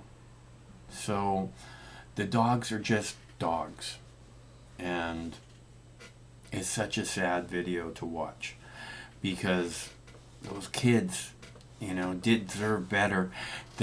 And the woman, again, did nothing. She stood there on her porch, and then when this guy comes running across the street, she comes over and she says, "Oh, get off them. Get off the kid. Get off." You know, you can tell she's not doing anything to try and take those dangerous animals into control, under control. And for this reason, she needs to go to prison for at least a year so that she can think about what she did. Because she scarred those kids for life. You know, a kid got a scar on his face. You know how long it's going to take for that to heal? And you know what it's going to be like for him, having to go through life with a big old scar on his face? You know, whatever doesn't kill me only makes me stronger. He survived a crazy pit bull attack. Maybe he'll come out of it and be, you know, a very brave young man who takes care of business. Hopefully so. I'd hate to see him come out of it afraid, come out of it with fear. Hopefully, you know, his parents will be there to explain to him, whatever doesn't kill you only makes you stronger. You survived this thing where you could have been ripped apart by wild animals. It's like you survived a fight with a tiger or a lion. Very impressive, young man. You're not going to let anybody hold you down. This is the way I would approach it as opposed to, oh my God, oh my God, oh my God. You know, you have to act like, you know, how tough he is, and even her, if it was a female, because again, she survived this wild animal attack like she got mauled by a bear, you know. very strong, very brave. Hopefully they'll be okay. So, very frustrating though. And again, that woman, that dog owner, needs to go to prison because it's 100% her fault that that those dogs attacked those boys. Okay, so, and there's my beautiful baby. Can you imagine him attacking anyone? Laying down by the river all cozy. Can you imagine him running off and attacking anyone? My other beautiful baby, she used to be an escape artist, right? But that was only until we got her. Once she came to live in this house, she was no longer, that's her, Rufus's sister. And once she came, every time the door was open 6 inches, she was bolting out the door. And you wouldn't see her for 24, 48 hours, right? And she'd wind up in jail, and you have to go pick her up. But that was before she moved to this house. And once she moved to this house, you know, Craig was like, I'm afraid she's going to run away. I'm afraid she's going to run away. And I was like, dude, as soon as she learns the word cheeseburger, she's not going anywhere. Took about 2 weeks for her to learn that word. But she didn't escape in that time either. I think it was, there's just a tremendous amount of love here to give, you know, and she wasn't used to getting that. So she was like, what is happening? And that was 10, 12 years ago. Rufus has been around for 12 and a half years. I think we got Sammy, which is his sister from the same litter. I think we got her, again, which you can see here in these pictures. If you look, they're exactly the same size, right? They're exactly the same size when they're little babies. And if you, I get asked all the time, are they twins? Yeah. So it wasn't a matter of, and Craig knows someone who has Rufus's brother, and Craig says that's not a good dog, you know. And Sammy wasn't a good dog either before she came here. Like I said, it's a matter of who's with them, who the owner is. All the time when we're out walking, I say, these are really good dogs, they're really friendly dogs. And because the dog across the street is acting like they want to say hi or whatever, very interested. And people say, this is not a good dog. This is not a friendly dog. Just like, you know, I can't tell if the people don't like hippies or if their dog's actually not friendly. And how did you get a dog that's not friendly? I mean, I don't know how that can happen except for the dog just not getting enough love. I mean, I could be wrong, but it seems like, you know, a dog that's not friendly has not been socialized properly, which again is part of giving it enough love. And it's also, you know, something else is missing and agitating the dog. Dogs are, I've said again and again, dogs are the most unconditional love on the planet, right? You can go off to work for 12 hours a day, and then you get home and you're just exhausted and you got nothing left to give anybody, and the dog comes up to you and says, oh, you're home, you're the center of my universe, I love you so much, love, love, love, love, love. And you just get all this love, unconditional love. You leave them alone for 14 hours and you get home and like, oh, you're the greatest thing in my life. So unconditional love. And that second thing that I always say about dogs is that they make a house more like a home. That being said, if you don't treat them like they're a person that you care about, they're not going to make your house anything. And they may wind up not to be good dogs, which would be really unfortunate because there's a good dog in every dog. From what I can tell, that's been my experience. So I have one video left about banks. I only have one video left, you guys. This one is about banks and how they're beginning to raise their fees. It's about Canada, but I'm sure that it's headed this direction. So if you're concerned about bank fees or how the banks are surviving, how they're doing in this horrible plague, I thought you might find this interesting. And it's the last video I have, so if you want to call, now is your chance.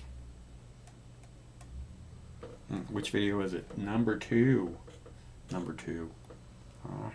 A huge part of the pain of this pandemic has been the intense financial strain put on Canadians. So many lost their jobs, their businesses, their livelihoods. Canadians watched their bank accounts closely.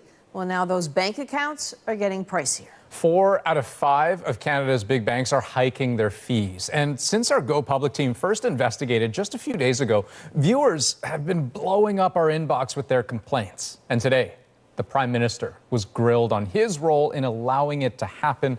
Erica Johnson continues our coverage tonight.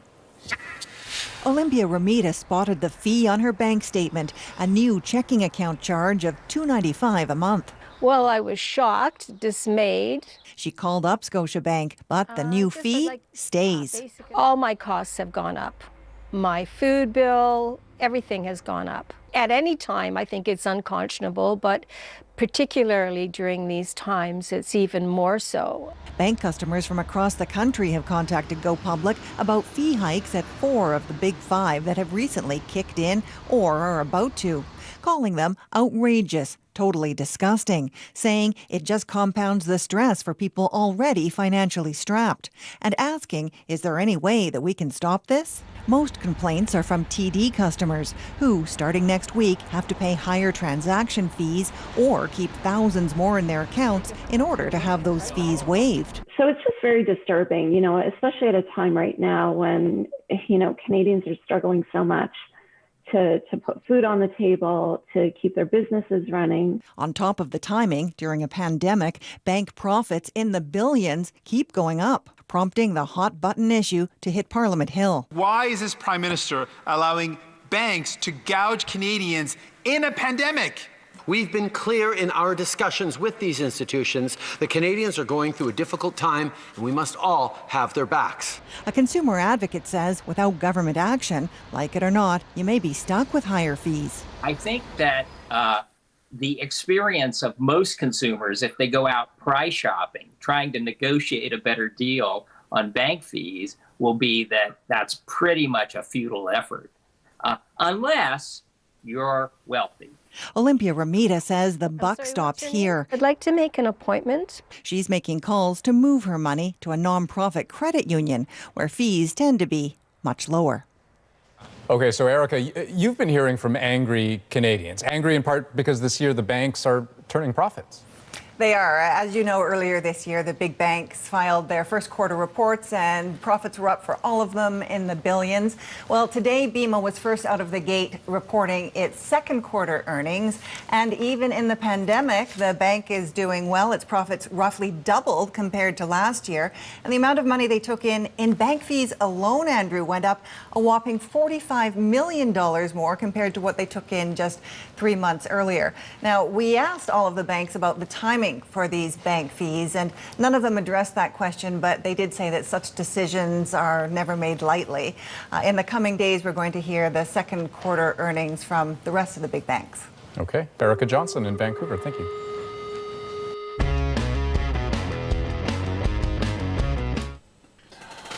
Okay, so that's my last video. I mean, I have the bright side, I have the white privilege card, I have the fucking tiger. I don't see a fucking tiger. It's like, oh, fucking tiger! And we have a phone caller. Hello, caller. Hey, Max. Hey, and we have a donation from Jackie Cat. So I owe Jackie Cat a fat dab, which we'll do momentarily. And Jackie Cat is incredibly generous because not only does she come out here 5 nights a week and help the show, on Friday she almost always generously gives a donation. She's truly wonderful. So thank you very much, Jackie Cat. I'll get you a dab in just a sec, baby girl. What's up? Not much. Just watching the news about the Canadians paying higher fees. Yeah?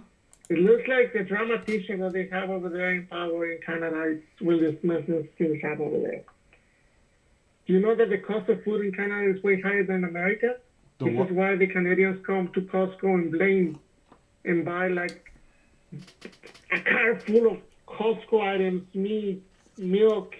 Yeah, no, I've seen stories about that, about people from Canada crossing the border and filling up their cars with everything. Dude, I went to Blaine actually a year and a half ago. I was gonna go to Vancouver though, but when I stopped at the Pinfast Park, it was like 40 minutes. I don't want to deal with this again because I used to live in the Mexican border.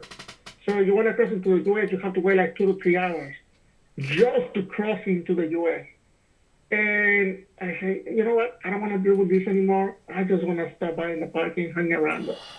But yeah, I stopped by at a Costco in Blaine or near Blaine, Washington, and like it was full of Canadians over there. I can rarely see like a license plate, an American license plate over there. It's all full Canadian.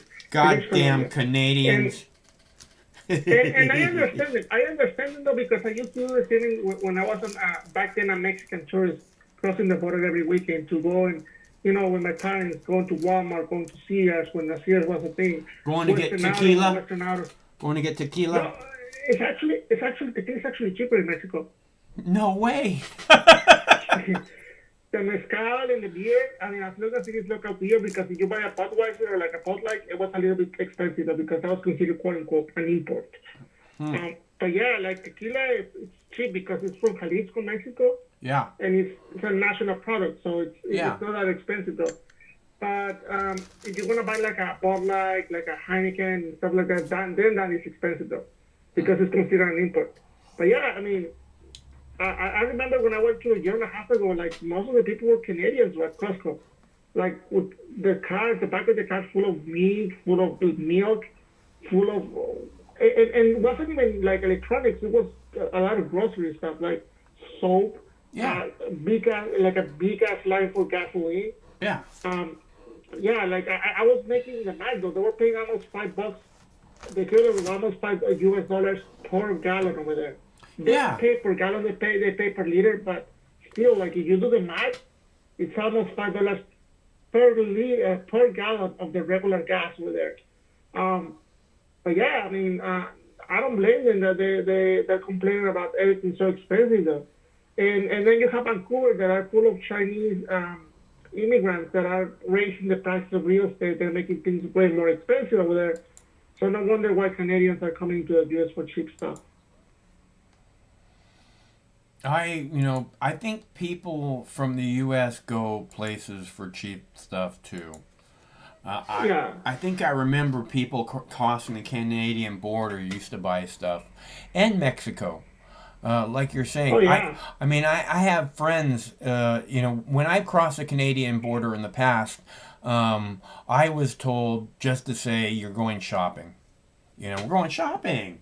Because that's, like you're saying, this is what people do when they cross the border for the day or whatever.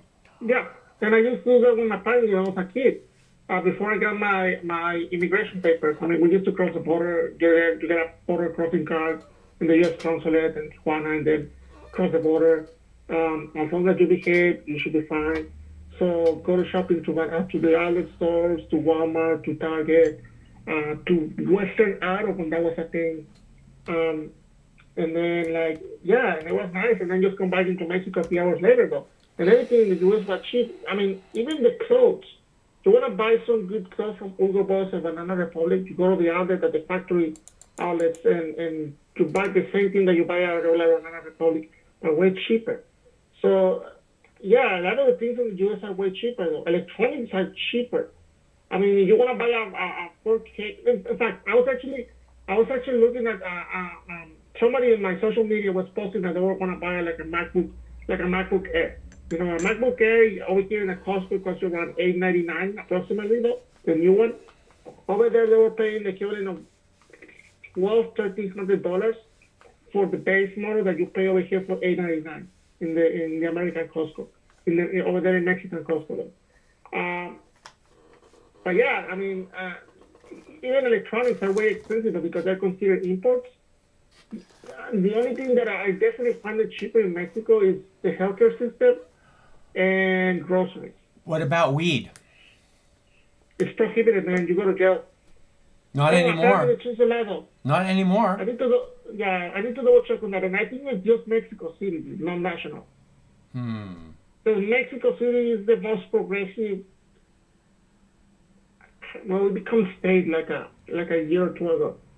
It became a state, so it's the most leftist state in the whole country. I'm from Baja, so it's kind of like a right-wing type of state. I hear Baja is very nice. Why would you leave Baja? Oh, I got the opportunity to come into the U.S., Max. Yeah, but I mean, the U.S. is a fucking cesspool.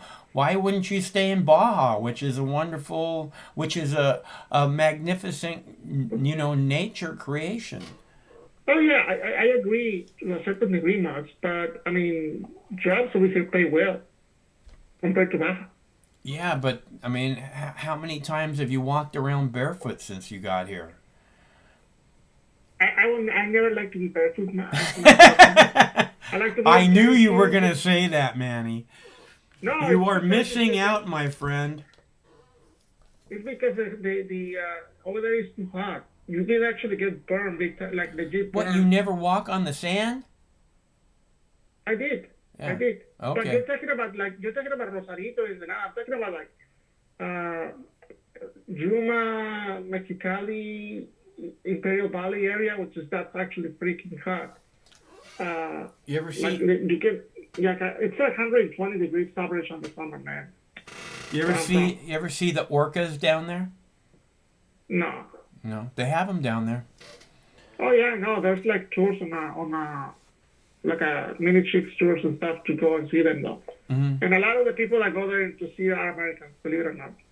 That would be one of the things you'd want to see while you were there. That's why I asked.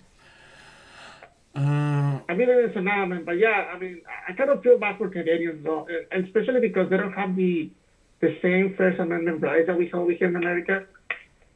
Because over here in America, the First Amendment is almost absolute.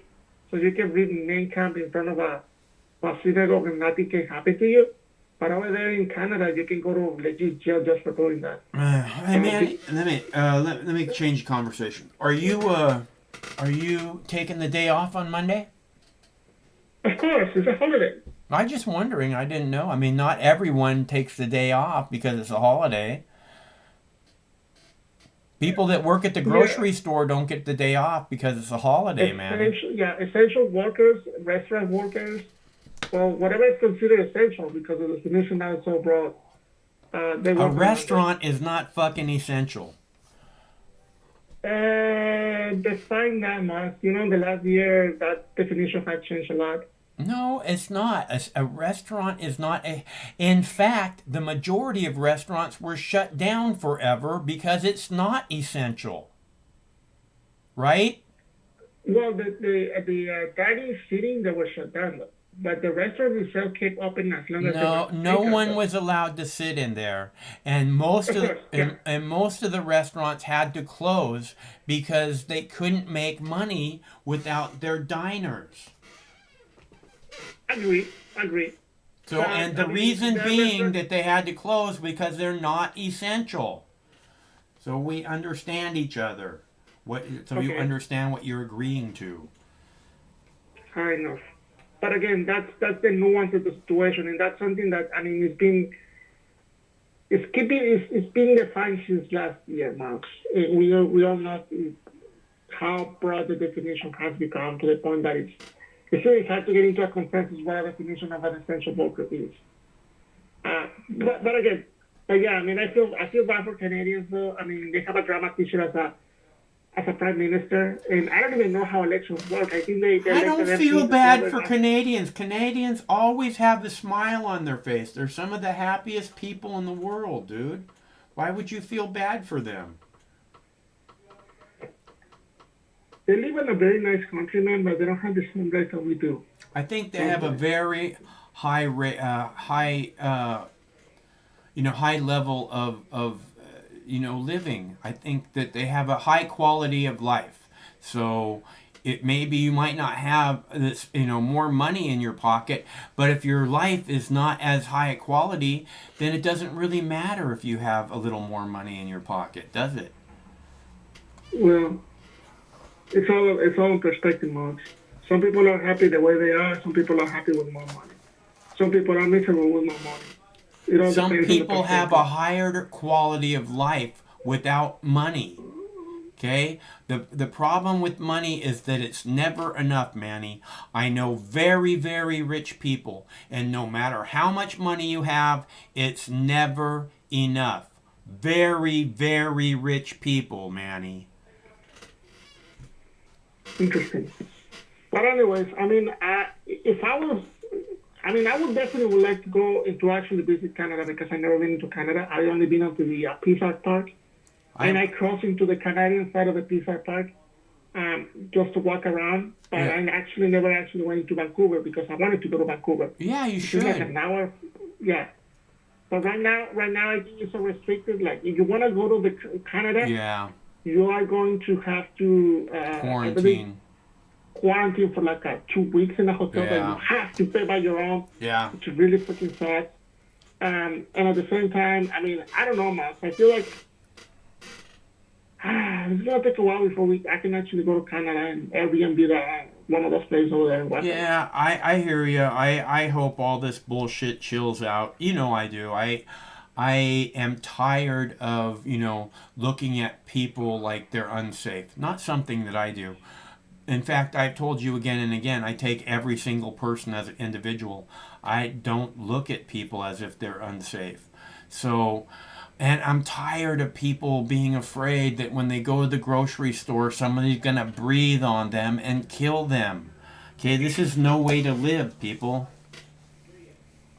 I agree. Hey, do you have plans? Do you have plans for your holiday? To sleep a lot. That's the best you can come up with? Well, right now, unless something changes, though. I'll probably stop by in Spokane or going to like Coeur d'Alene. Just stop by. Have you been in Coeur d'Alene? I don't think so. That's not where the gorge. That's by the gorge? No. It's right. You know what Spokane is, right? Like 20 minutes is Spokane is on the Idaho side. Mm-hmm. It's the resort of Coeur d'Alene. It's a beautiful lake. Yeah, right on. That sounds awesome. You're not going to do that? Probably going to stop by later, like tomorrow or 2 days from now. Yeah, well, it's like an hour or two from where I live. So that sounds awesome, dude. If I had the chance to do that, that's what I would want to do. Just go to the Idaho side and enjoy. Just hang out. Open 100%. Just hang out in nature, man. I mean, hanging out in nature is at least as good for you as sleeping. That's true. But anyways, Max, I'll let you enjoy your dad. Okay. Yeah, I got to get a dab up for Jackie Cat. Jackie Cat is so wonderful. So I got to get a dab going for her. She gave you money for pizza, man. You can get some pizza from Little Caesars now. Oh, yeah. That's always nice. I actually have 2 frozen pizzas in the freezer. Last night I went to the store. I told you guys I had to go to the store last night, and I had a coupon for $3 off frozen. So I got me 3 Red Baron pizzas for like $2.25 each. It was awesome. You don't do Little Caesars? What now? You don't do Little Caesars? I prefer Costco. Costco has an awesome pizza for like $10. That's true. I agree on that one, though. But they have was long nights, but still, it's worth it. Yeah. It's good to hear from you, Manny. I hope you have a great weekend, bro. All right, man. Take it easy. Okay, see ya. That's our buddy Manny from Eastern Washington. I hope you all have a great weekend, by the way, because, and I hope you get to go out in nature. It's one of those things where you go out, Memorial Day. I remember when I was a kid, on Memorial Day, we'd always have a family reunion, my mom's family. And everybody would go. There'd be like 30, 40 people there. And they'd barbecue hot dogs and burgers all day long. There was all kinds of other food. And they have like, they'd reserve a big long picnic table, right? The picnic table was like 20 feet long. And it wasn't like everybody sat down at the same time for, you know, a meal or for barbecue or whatever. You'd sit down after you'd run around for a while or whatever. You weren't eating constantly unless you wanted to, because there was so much food, it would be no problem to eat constantly. And they had, it wasn't just the picnic table. The picnic table had like a roof over it and everything, but they also had, everybody had, not everybody, but there was 10 or 12 folding chairs there, so lots of people could sit around in a circle and talk and enjoy the shade on a warm day. And there was a little amusement park there, right? Little tiny thing. I think it had, you know, 3 or 4 rides, like a merry-go-round and a couple things like that. It had a little arcade in it. It had like 8 pinball machines or something, and it had a go-kart track. And that was the funnest thing when I was a kid. Get on the go-kart track with, you know, like all my cousins and just fucking floor it and see if I could go fast enough to beat them. You know, that was awesome. That was one of my funnest memories about hanging out with family. And if it wasn't for that go-kart track, I don't know if I would have kept going to the family reunion after about age 12 or so. But it again was nice to hang out with all the cousins and do the go-karts and gorge on barbecue burgers and hot dogs and stuff. That was awesome, and I loved it, and I miss it. But I hope you have something like that to enjoy yourself. And I hope that you get to enjoy nature. That was always in this big park, and there was giant trees around, and there was like a lake that was filled with ducks and stuff, and we'd get popcorn and we throw it to the ducks, and then there was like these big fish, right? And they'd come up and they'd grab the popcorn. Just big fish, like, I don't know, they must have been this big or bigger, because you'd see them come up and they'd open their mouth and the popcorn would just suck right down. It was, I mean, they had obviously big mouths to start sucking down popcorn. So we do that, and they had paddle boats too, so you go out on the lake and paddle around. And like I said, it's probably one of my fondest memories about hanging out with family. So, in case anybody was wondering, I hope you have something like that too. I am going to play a quick video while I heat up this bong to make a bong hit for Jackie Cat, to make a dab for Jackie Cat on Dabs for Donations Friday, because she is so wonderful. Jackie Cat just gives and gives and gives. Anybody will be lucky to have her on their team. Let me tell you, beyond a shadow of a doubt. So, and if you'd like me to do a dab for you in your honor, it is Dabs for Donations Friday, and I would love to do that. So, if you get the chance, now's your chance actually, because we're out of videos. I'm gonna play another video for you. Not that we're completely out of videos. I'm gonna play a video for you, a quick one, while I warm up the dab rig, and I'll be back. Have a big puff for Jackie Cat. And if you'd like me to do one in your honor, there are clickable links in the text body of the video, or I just put clickable links in the chat also. So we'll be right back for a fat dab for Jackie Cat, and until then, let's enjoy this video. Sometimes life can be a little overwhelming. Sometimes the weight of the world can be too much to bear. Sometimes you need to stop worrying and take a deep breath. Sometimes you need cannabis. Introducing Brightside, High-quality cannabis delivered right to your door. Brightside offers an extensive menu of strains and products to meet your needs. Choose the experience you want, and we'll send you the dankest herb. The real sticky icky. Some top-shelf marijuana. If you like what we send you, keep the whole jar. We'll even include some nugs for you to blaze. As part of Discovery, you'll get to try new strains and products. Side effects may include euphoria, increased appetite, uncontrollable giggles, elevated sensitivity to musical dopeness, and reduced anxiety. Tetrahydrocannabinol may also induce feelings of existential well-being and relentless optimism. With a Brightside subscription, you can get it once a month, once a week, or whenever you want, all at a price you'll like. And yes, this is a real company. Do you know who I am? You're the wizard. Ask your doctor if cannabis is right for you. It probably is. Keep it Brightside.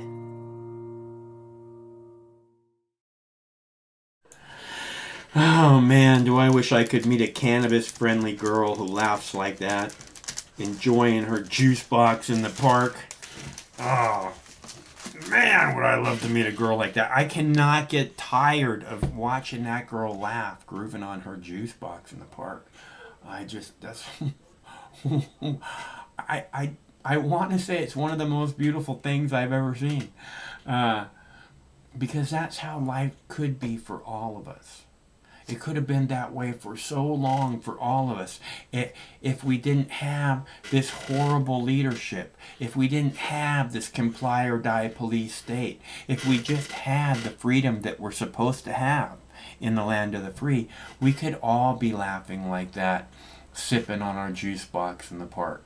But for whatever reason, which we all know the answer, our freedom has been taken from us. Except for me. I'm going to do this fat dab now in Jackie Cat's honor, because again, she's wonderful.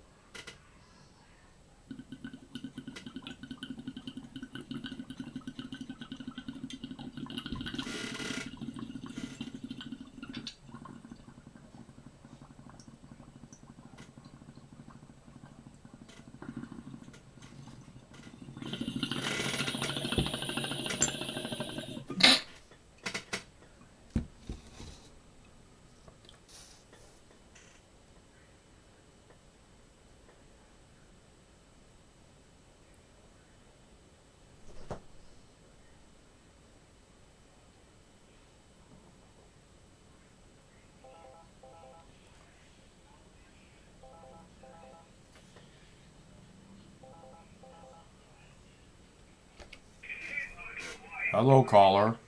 Hey, we have some breaking news down here at the producer's desk. This is hilarious. I actually have two drunks on the phone talking to each other. One of them's in Kansas and the other's in Honolulu. This is hilarious. Would you like to listen in? It's comic relief for the end of the night. Since it's been so slow. What are they talking about? Just stuff. Listen.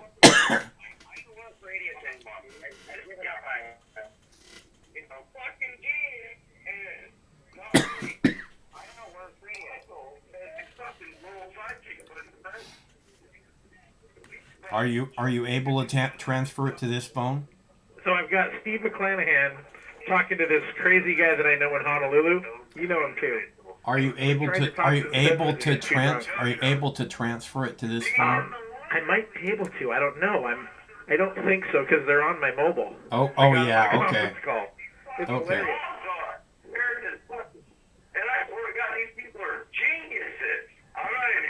It sounds like a good combination, those two. It's very funny. I told Steve McClanahan if he ends up broken on the streets, we can maybe scrounge up enough money to get him one-way ticket to Honolulu, and then Adam could take care of him. And I said, here, let me patch you through to my buddy who's a drunk on the beach in Hawaii. And the two of them are hitting it off, man. It's hilarious. It's something they have in common.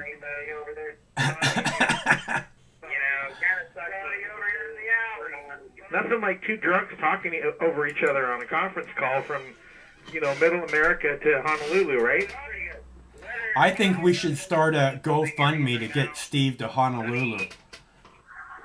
It's wonderful, actually. The weather, even, why do you hate your fucking life so fucking much. If you could determine your entire future on the weather, this would be a great place to stay. What fucking determining your whole entire fucking life on the fucking weather currently, Roger? You can't do that. I mean, there's more to life than weather. Sometimes I swear to God, endure inclement weather. You know, the occasional hurricane or... I watch the Weather Channel, like, literally fucking, I don't know, like, 94 fucking hours a week. Seriously. Well, you know, I like to stay current. But guys, back to the topic at hand. What about SpaceX and getting your jobs over there? You guys should maybe... Hey, listen, fellas. You know why you watch the fucking Weather Channel? Gentlemen. Every fucking day? A word, please. You both are supposed to be applying for jobs at SpaceX, and we'll have you guys meet up in Austin, Texas, and you can both be kitchen attendants or something. I have to... They're not listening. They never do. I mean, yeah, sure. Gentlemen, a You word. know, I'm trying to sleep. It's raining. I got to duck under an awning. Yeah, I pay attention to the weather. Well, there's nothing else. Breaking news news. going on. There's nothing that's doing anything different every day other than the weather. Okay. Gentlemen, I hear Elon Musk is hiring cafeteria attendants at SpaceX. Both of you should go to Austin. What do you know what, Adam? We should spend Greg Rogers' father's money on starting a radio station. We could. We have a Tower of Power in Mox News already. That ain't never fucking happening in your fucking lifetime. So let's get CJ on board. I think Steve should be on the program. Let's just do it. Yeah, well, unfortunately, everybody is radio engineer. His dad is rich. We got Mox News is the Tower of Power. We got Seatown Siege over there on Twitch. We're just a regular house of media whores, aren't we? I think we should totally start a radio station. Nobody listens to the radio anymore. You're okay, Boomer. Wrong generation, Adam. Nobody listens to the radio anymore. Streaming media, content creation, bro. By the way, still with us. I think he is a ham radio operator, just for funsies. Well, he's in the wrong generation. He's ultra boomer. Because you're borderline One of boomer. those baby boomers, Yep. So guys, get your applications into SpaceX for your cafeteria jobs in Austin, Texas, and we will talk to you soon. Food service temp. Thank you very much. Once you meet Elon Musk and talk his ear off about what a savant you are, I think he will move you up into accounting right away. Well, that would be funny. That would be a hell of a funny story. And you know what, Greg Rogers? I do love a funny story. We lost, I think we lost Steve McClanahan. He went back to watching the show. He didn't even know he was on tonight. You've been on live with Mox News. But I got to go. So we're having fun here. Peace out.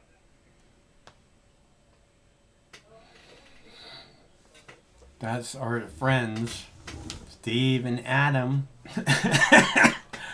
Hopefully, we should really actually do some kind of a GoFundMe for Steve to go to Hawaii.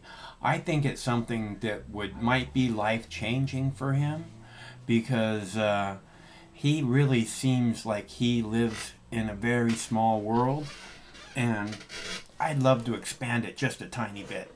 I think I already have expanded it just a tiny bit, but I know that we could do it, bigger. And those of you who know me know I like it bigger. Bigger! So, who else has a plan for the weekend? Who else has a fond Memorial Day weekend or memory? I'd love for you to share it with us. I shared one with you. This is the way it works, people. I share one of my memories with you. You share one of yours with me. And that's us interacting. Isn't that cool? I love interacting. What's happening? Ooh. See, I love interacting. I'd love to be able to interact with these people. I think the more interaction that we have, the better chance we have of again, evolving to, human species next evolution. I think the more involvement we have, the more we're able to relate to each other, the more we're able to connect with each other on a regular basis. I think, again, this is one of the huge steps of humans' next evolution, which may or may not ever happen. And it may be ridiculous to talk about, because baby steps, but it's something that I'm really looking forward to. Not so much that it's going to happen in my lifetime as that just seeing it get closer, because I think we were closer back in the day. I think in the late 60s, early 70s, we were really headed a direction, and then it all got sidetracked. Then it all went wrong. What's up, caller? Well, howdy, Mike. This is Hank Hill. I'm down here in Arlington, Texas, just checking in. Did I hear your producer there trying to tell them two crazy cats that they needed to come on down here to Texas? No, Hawaii. Oh, good. Hawaii. Because we don't need no more of them crazy guys down here in Texas trying to get a job with Elon Musk trying to go to Mars, goddammit. Yeah, no, we'd prefer to see them in Hawaii. Yeah, I think so too. Anyway, we're going to get on down here, Strickland Propane. We got everything you need for your summer barbecues. Bring your tanks down. We'll fill them up 2 for 1. I got Bobby working overtime in the back. We're getting the rig polished up to fill up your tanks at your house. And if you're ready for grilling season, why, come on down to Strickland Propane here at my end of the woods, bud. You have a good night, Mox. Love what you do, brother. Take care. Thanks for calling. I think it would be nice to send Steve McClanahan to Hawaii. I think he might put a smile on his face. Something tells me he doesn't have a smile on his face very often. Although I think I have brought one to his face at least a couple times. Because I can hear it when I'm talking to him. And he has to pause for a minute. Because I'm so funny.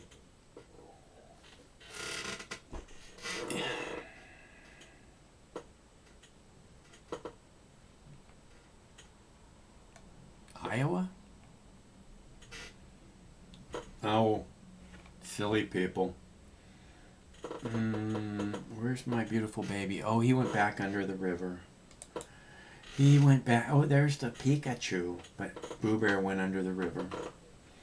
So, let's see. We did the bright side. I should play the white privilege card really quick because you all know how much the white privilege card means to me. And I'm going to play it every single show if I can. Trump won the election. Among the suspect's possessions, this is real, a white privilege card. I want you to take a look at this. It's a fake white privilege credit card. Subtitle, Trump's everything. The card holder, scot-free, with 2 T's. Scot-free is actually spelled with 1 T, but, 2 T's on that card. That one piece of evidence, an insight into the man's state of mind, that he can get away with anything because of his skin color. His lawyer saying this to CNN. This was a guy simply following the advice and the commentary of the president. I must be stoned. If I let that video run to where the letters are talking across the screen, I'm stoned because otherwise I know I want to end this video before they start speaking about whatever blah blah blah is about. I want it, this shows you how they think that they can get away with anything because they're white. Hello, caller. Hey, Max. Hello? Yes? Who is it? Jimmy? Who? Oh, Manny. Manny? Are you sure? Yes. Why? I'm just wondering. I just want to make sure. Hello? It doesn't sound like me, right? Kind of. Or maybe because it's a different phone number? Yeah, maybe. Well, how's it going, Mark? I hear that you guys were like need a little bit of drama with that about Mark's News. Okay. Oh no, you're high. You're high already. You're high. How am I gonna be high, Mark, if I don't smoke? You're high. You think you can call me high? You're fucking high. I wish I was high though, but I am not high, Mark. Why not? There's a fucking recreational store 1 block away from you. Why aren't you high? Actually, it's like 20 minutes from me, but thank you for letting me know though. You have a car, right? Yes, I do. Well, remember something, Manny, okay? I want you to remember this. I want to keep it in your head, okay? Okay. You just said, I wish I was high. You can be making your own wish come true right now, and you're choosing not to. That's true, Mark. That's true. But I don't want to get high right now. It's easy to make happen. But it's not going to happen with me. Why not? I just don't feel like it. I thought you just said, I wish I could get high. I know, right? You think I'm not paying attention or something? Isn't that how people don't put attention?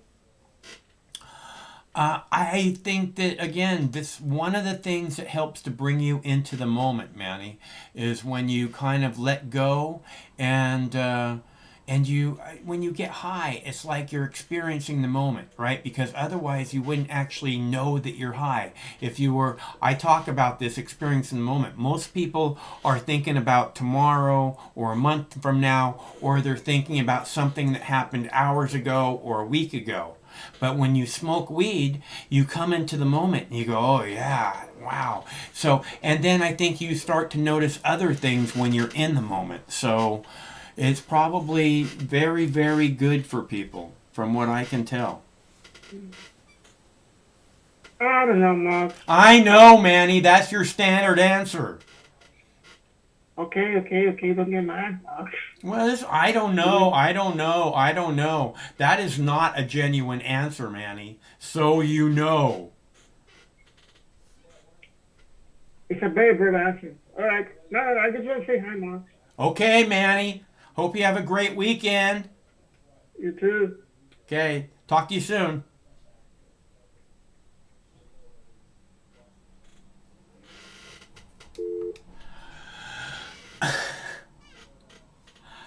Okay, if you say, I wish this or I wish that to me, I am going to point out to you, mostly, I love that word mostly, I use it whenever I can, mostly, that you probably can make that happen right now. You know, I don't really, I try not to wish too much, because, and I'll tell you why, because I found that sometimes when you wish, it happens. And that's like a synchronicity thing, because either your mind knows something's going to happen that you're looking forward to, or you wishing is you being in the moment headed towards that thing. That being said, I don't like to wish for a whole lot of things, because it's not because I'm not into stuff. It's because knowing that sometimes those wishes come true, I would prefer to be very, very specific about what I wish for, and do it on a limited basis, just in case, you know, the more you wish for stuff, maybe the more you get used to it not happening, you know? So I think people have wish power in them, and that you can will things to happen with it. But I think that if you don't use it properly, you lose it. So use it or lose it, but use it right. I'm just saying. So this is what talking with Manny does to me. Do I owe anybody else a dab? Jappy cat. Jappy cat. Jappy cat. I don't see anybody else that I owe a dab here to, people. So, and no, it's your holiday weekend, and I don't want to keep you focused on me when you could be off doing something cray-cray to enjoy it. And I hope that you do.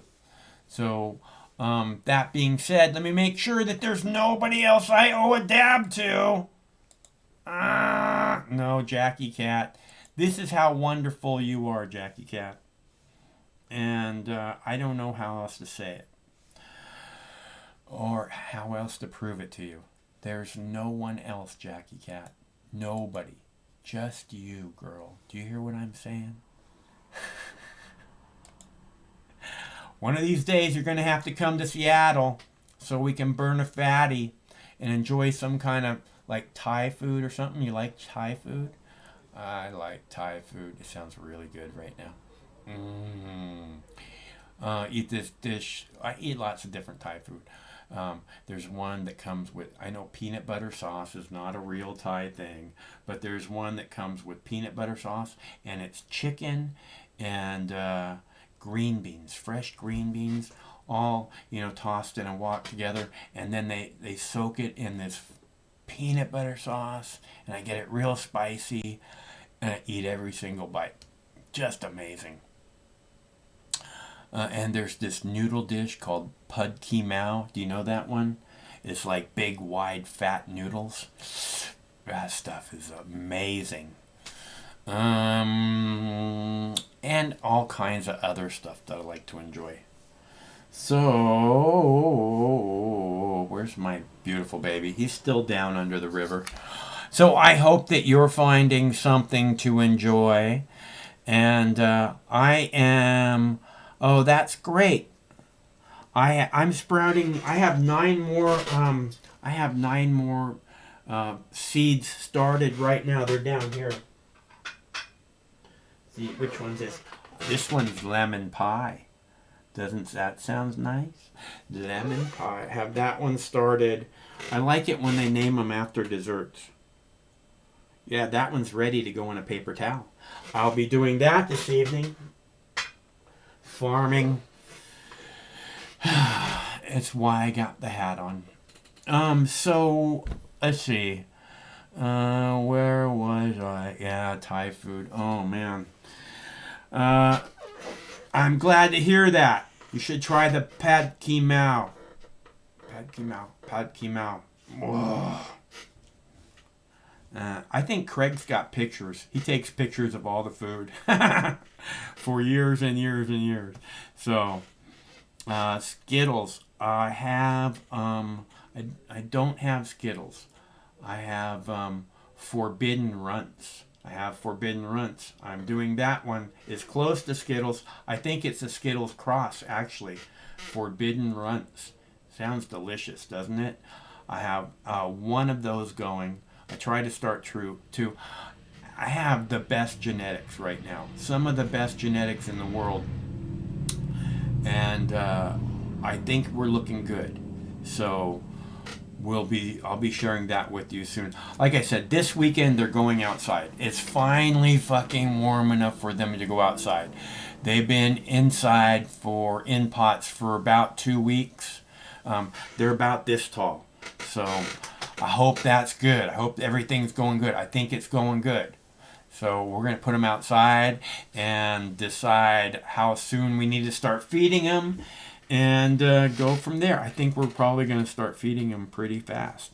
And then I have these other ones that I have to get into soil in the next couple days. I'm going to put them in a paper towel, and then I'm going to put them in the little peat pellets, because I have a few of those on the shelf. And that'll be an easy way to start them and put them into planting right away, because I'll move these outside right away because it's warm enough and I don't have to acclimate them if I start them outside, which is good. Because if you start them in the tent and then you move them outside, you kind of have to acclimate them. Like, you can't put them in the sunlight right away. You have to like give them a day or so to get used to the idea of there's light everywhere. I have, that's what I have going on. So I hope you have plans for this weekend too. And remember, don't be anti-Semitic. I'm just kidding. Because there's no reason for that. Enjoy nature, enjoy love, enjoy music, enjoy food, enjoy your dog, enjoy your friends, enjoy the moment. And this way, maybe one day we'll be able to make happen what we really need to make happen, because we've all come into the moment and we see clearly what needs to happen now. Because it's hard to see it from the future or the past. But if you look right now, what needs to be done, I'm pretty sure we could figure it out. You guys are fucking brilliant. There's no doubt in my mind we could figure it out. Know what I'm saying? I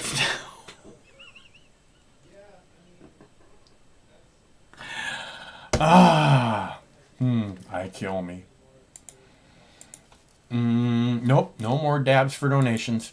That's how wonderful and great you are, Miss JC. So, we do this every Monday through Friday at 7 p.m. Pacific time, which means we'll be back on Tuesday because it's a holiday weekend and hopefully I'll have better things to do.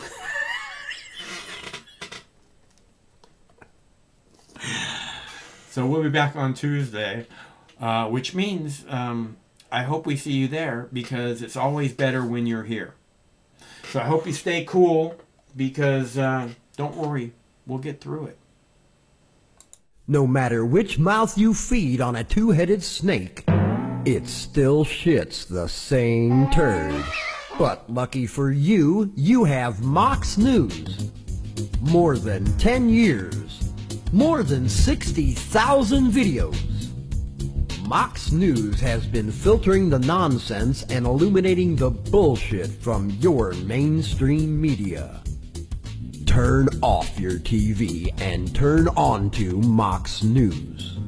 For over a decade, documenting the socio-political events that have etched and carved the pathways that define today's modern mess, Mox News has been providing clarity while faithfully bringing you today's relevant stories 100% commercial-free and subscription-free. And just like Lady Liberty vows to remain free.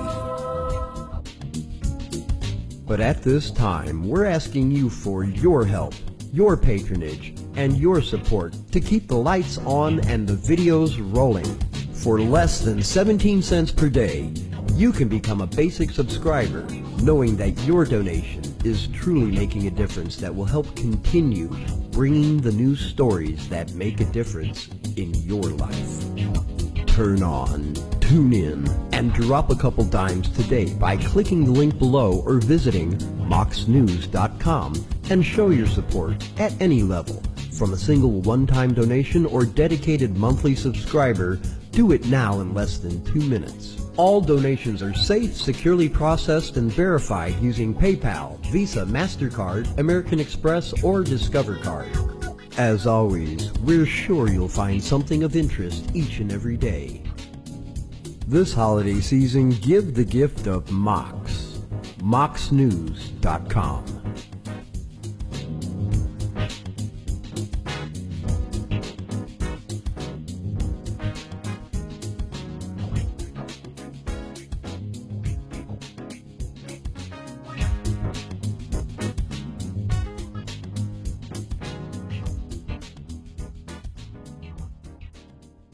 I mean, this coalition of misfits, and they cobble together and they don't attack each other, they stay united. I wish the coalition of misfits, and they cobble together and they don't attack each other, they stay united. Coalition of misfits, and they cobble together and they don't attack each other, they stay united. Coalition of misfits, and they cobble together and they don't attack each other, they stay united. Coalition of misfits, and they cobble together and they don't attack each other, they stay united. Coalition of misfits, and they cobble together and they don't attack each other, they stay united. Coalition of misfits, and they cobble together and they don't attack each other, they stay united. Coalition of misfits, and they cobble together and they